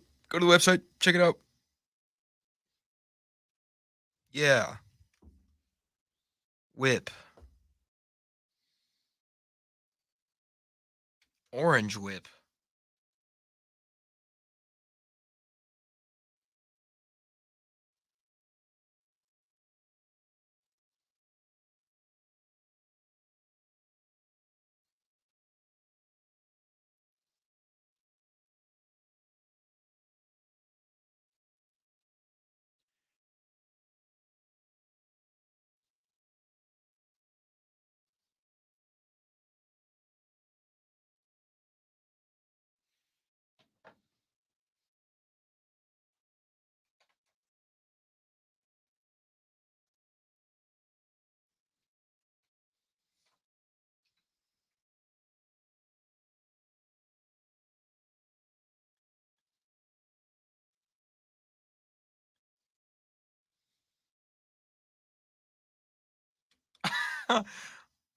You know Marlon Humphrey from the Ravens?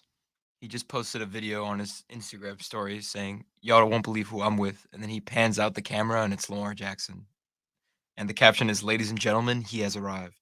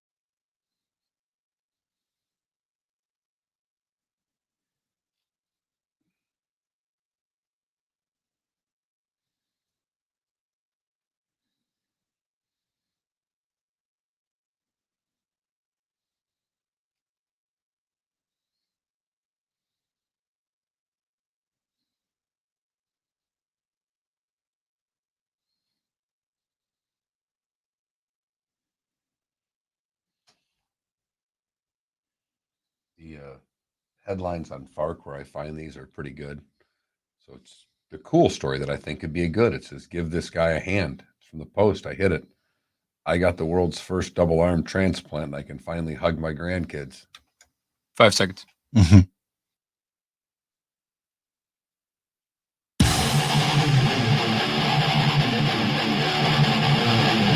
You're listening to Miller and Moulton, exclusively on the Florida Sports Network.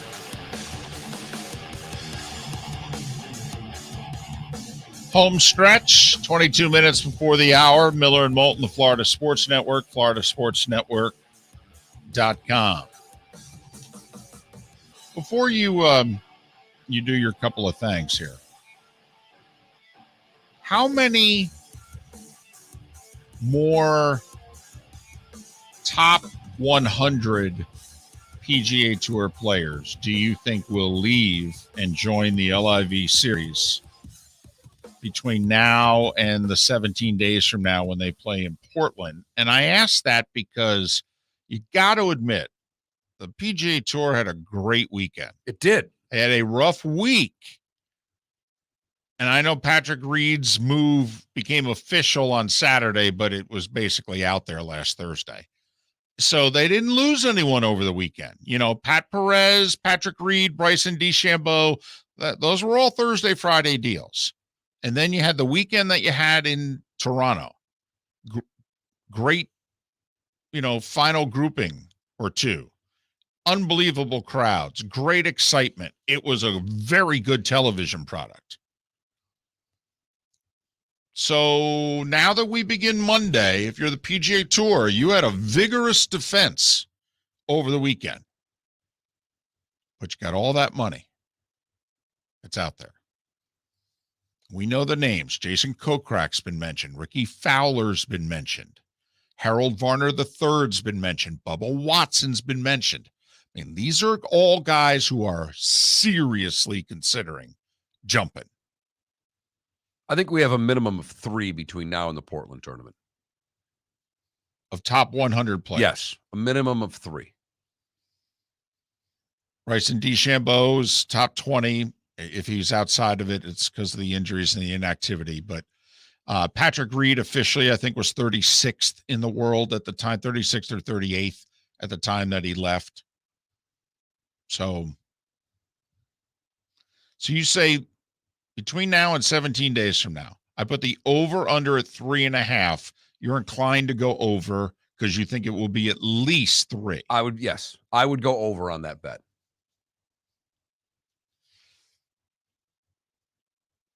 Ricky Fowler doesn't qualify as top 100 anymore. Harold Varner would, Bubba would, Jason Kokrak would.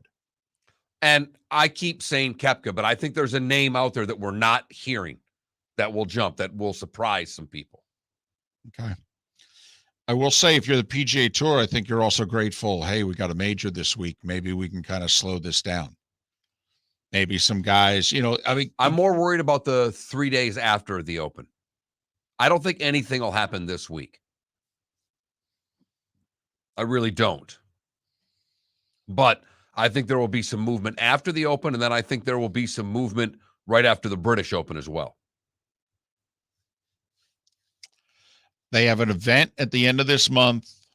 The days off the top of my head, I think it goes into July. I think it starts on June 30th and ends July 2nd. And then you go to the very end of July, they play in New Jersey at Bedminster. So, which is a week after the British, or 2 weeks after the British, rather. Yes. And so that's why when you brought up, we got a major now and then the major then, and will guys bolt in between the U.S. Open and Portland, and then will they bolt again after the Open Championship in Jersey? I think some American players will bolt between the Open and the Portland tournament, and I think some of your Euros will bolt after the British, because I think some of them, in fear of the same type of suspensions coming from the DP World Tour, want to play in the Scottish Open. I do think for some of the Euros, that's a big enough deal that they'll play in the British, and then they'll jump. And if I was them, I wouldn't jump before the end of the Open Championship, because you got to deal with also the international media. And believe me, they're a lot tougher than the U.S. media. All right, let's play the wrong Open to this. Leave it to the oldest Mark guy Miller. in the show, and definitely the oldest soul Second to oldest. live in the past. Here's David Moulton with Mark Miller. Today Was the Day When. I sent copy to Vicky. Good. Just for the record. Excellent. We start in 1789 today, just because I thought this was fun. Mrs. Alexander Hamilton serves ice cream for dessert to President Washington. Don't know if it was vanilla, chocolate, or strawberry, but I know that it was delicious. I played George Washington in the 6th grade school play. How was the wig? They didn't make me. I'm trying to think, did I wear one? I had the whole other outfit on, though. Wore my sneakers. Crossing the Delaware in your sneakers? Yep, I was crossing the Delaware in Converse. 1866, the U.S. House of Representatives passes the 14th Amendment, which was for civil rights, for those of you that don't know. 1920, one of my favorite things that I've ever read on this segment. The U.S. Post Office says children cannot be sent by parcel post. Wait a minute. Cheaper to send your kids via mail prior to 1920. You were allowed to mail your kids? Huh. Hey, you got to go to Grandma's this weekend. Here you go. Hope you got enough sandwiches. Wow. 1948 was Babe Ruth's final farewell at Yankee Stadium. He would die on August the 16th. 1953, Hogan wins at Oakmont, his 4th Open, 6 ahead of Sam Snead. Today in 1957, Ted Williams becomes the first American leaguer to have 2 3-home run games in a season. 1970, the song Long and Winding Road would be number 1. The album Let It Be would be number 1. The band would be the Beatles. You'll love this one, David. It was today in 1973 that Garvey, Lopes, Say, and Russell played together for the first time. They would set a record as they would stay together as an infield for 8.5 years. And you knew in the batting order where they batted. Give me those guys again.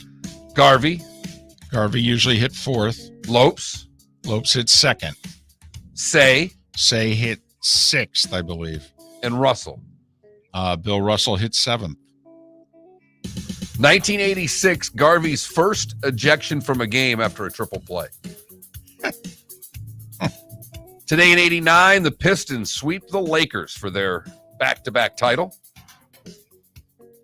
1991, David. Sad day. Maybe one of the darkest days in sports that not many people will claim. The National ceases publication. After a glorious year and a half. The first all-sports daily newspaper. Oh, Felipe, you have no idea how glorious that was.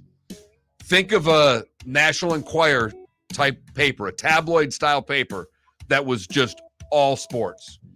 The other thing that happened, much like this LIV golf series that we've talked a lot about, Felipe, the biggest, there were very few of the best writers and columnists in their respective cities that stayed with the paper that they were with. The National got Mike Lupica to leave the New York Daily News. They got Scott Ostler to leave the LA Times. If you were an elite sports writer, they got you because they had more money than anybody else. It was I think a Mexican company that was bankrolling it, but Frank DeFord, who was regarded as, the best sports writer in America, he was running the paper. So Frank DeFord was the one doing the free agency sales pitch.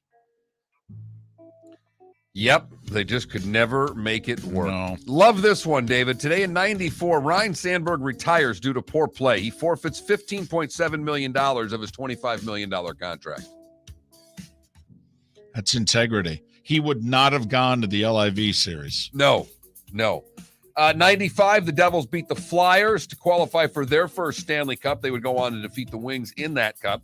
And also in 95, Alanis Morissette releases Jagged Little Pill. That would go on to kind of take over the summer. 97, Bulls beat the Jazz. First time they beat the Jazz, they beat them again the next year. 2002, the Wings beat the Canes in 5. It would be the Red Wings' 10th, and it would be Scotty Bowman's 9th before he would retire.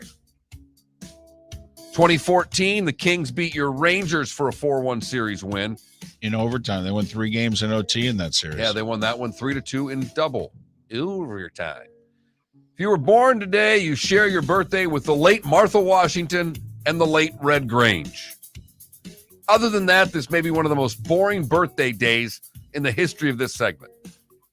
WBA World Heavyweight Champion Mike Weaver is 71 today. Tim Allen is 69. I don't even know who this is, but I'm guessing Felipe does. Chris Evans was in a bunch of those Captain America and whatnot. It means nothing to me. He's 41. And do you care to take a stab at how old the Olsen twins are? Wow. You know, Mary Kate and Ashley. Right. 30? 6. Damn.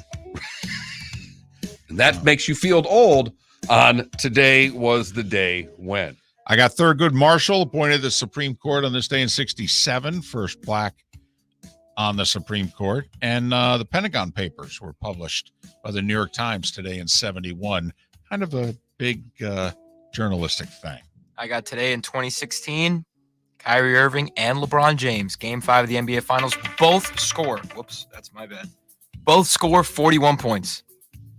Ignore that alarm, okay? They both scored 41 points in the NBA Finals. That was the game that Draymond was suspended for. Yes, it was. In which the Warriors are convinced if he wasn't suspended, they would have closed it out in 5. Right. Steph Curry's wife, Aisha, even tweeted after they lost that the NBA Finals is rigged. Right. Like a sore loser. Right. Yes, very much so. Not sure she was wrong. You've heard folks elsewhere mock Florida is gonna Florida. Well, Mark Miller sees it differently. He calls it the good, the bad, and the ugly. What you got, Mark? I've got mushrooms for the good today. Small clinical trials have shown 1 or 2 doses of mushrooms can make significant and long-lasting changes in people suffering from depression and can be worked through to solve problems with substance abuse. So there you go. So you got that going for you. Just nice. For the bad, we go to Dearborn, Michigan, where the new chief took over 5 months ago. Been stomping down on people reckless driving. All right. A lot of people apparently in Dearborn like to squawk their tires and do donuts. So he's been busting them for reckless driving. So 3 cars thought it'd be really funny to basically do their burnouts right in front of the police station. Catch me if you can. Yep. Well, they did. Chief and other members came out, got the license plate numbers, saw passengers hanging out the windows, taunting him and anyone within range. They tracked down the 3 cars, arrested 3 people associated with the incident, and then impounded all 3 vehicles, 2 of which were forfeited to the police. Great job, guys. Smart move. Maybe next time you can do it in front of a FBI bureau. Finally, one of my favorite uglies that I've seen in a long time. We go to Australia, where an unlicensed drunk driver steals his boss's car and then parked it on railroad tracks, hoping it would get hit by a train. The 23-year-old took it through a ravine, through a ditch, up over the tracks, and then backed the tiny car onto the railroad tracks, hoping that an incoming train would hit it. He did not have a driver's license, nor is he a citizen of Australia. There's no word on how good this is going to work out for the man that took the Hyundai Tucson across the train tracks. And that, David, is the good, the bad, and the ugly on today, June the 13th, 2022. We've talked about it. Game 5 tonight. Golden State 3.5-point favorite. 9 o'clock on ABC. I'm taking Golden State. Yeah, like at Golden State, it's in their home. No team has won back-to-back games yet in this series. Believe it or not, even though I picked the Warriors in 7, I would bet the Celtics tonight. We have 11 games in Major League Baseball tonight. The Marlins are in Philadelphia. The Phillies had their 9-game win streak snapped yesterday, but they're back to 500. Braves go for 12 in a row in DC against the Nats. Otherwise, there's really not a sexy series. I mean, I don't think there's a series that involves two winning teams in action tonight. The closest you have, no. I mean, Twins are at the Mariners. The Phillies are 500. I mean, it's not a good early week for baseball. No, and the Rays and Yankees get started tomorrow. Meanwhile, we do have two super regionals that will be decided today. 4:00 on the Deuce, Stanford hosts UConn. 7:30 on the Deuce, Oregon State hosts Auburn. The two home teams both had to win a game 2 to stay alive. So 4:00 and 7:30, the last two super regionals. UConn trying to be the 5th unseeded team to qualify for Omaha out of 8. That's a wild NCAA baseball tournament. And it obviously, as you mentioned earlier in the show, started with Tennessee losing to Notre Dame yesterday. Oklahoma got Virginia Tech. It had been crazy throughout this baseball tournament. East Carolina won game 1 and was up 7-2 in the 7th in game 2. Crushing loss, David. And the Pirates still yet to get to Omaha. 32 collegiate postseasons and have never made it to Omaha. And now have hosted 2 super regionals and haven't been able to get the job done. And both Texas and Texas A&M have made it to Omaha. Come on, you got to put them against each other. Well, it's already set. They're in the same. No, it's already, because Texas is going to play Notre Dame. It's double elimination, though, isn't it? Yes. Okay. Just hoping they play. That's all. I mean, because they're so fond of each other. Have a great day. Thanks for listening. Miller and Moulton, the Florida Sports Network. David Moulton for Napa Auto Parts, and Napa Filters. Insist on Napa Filters for your vehicles, or if you're a do-it-yourselfer,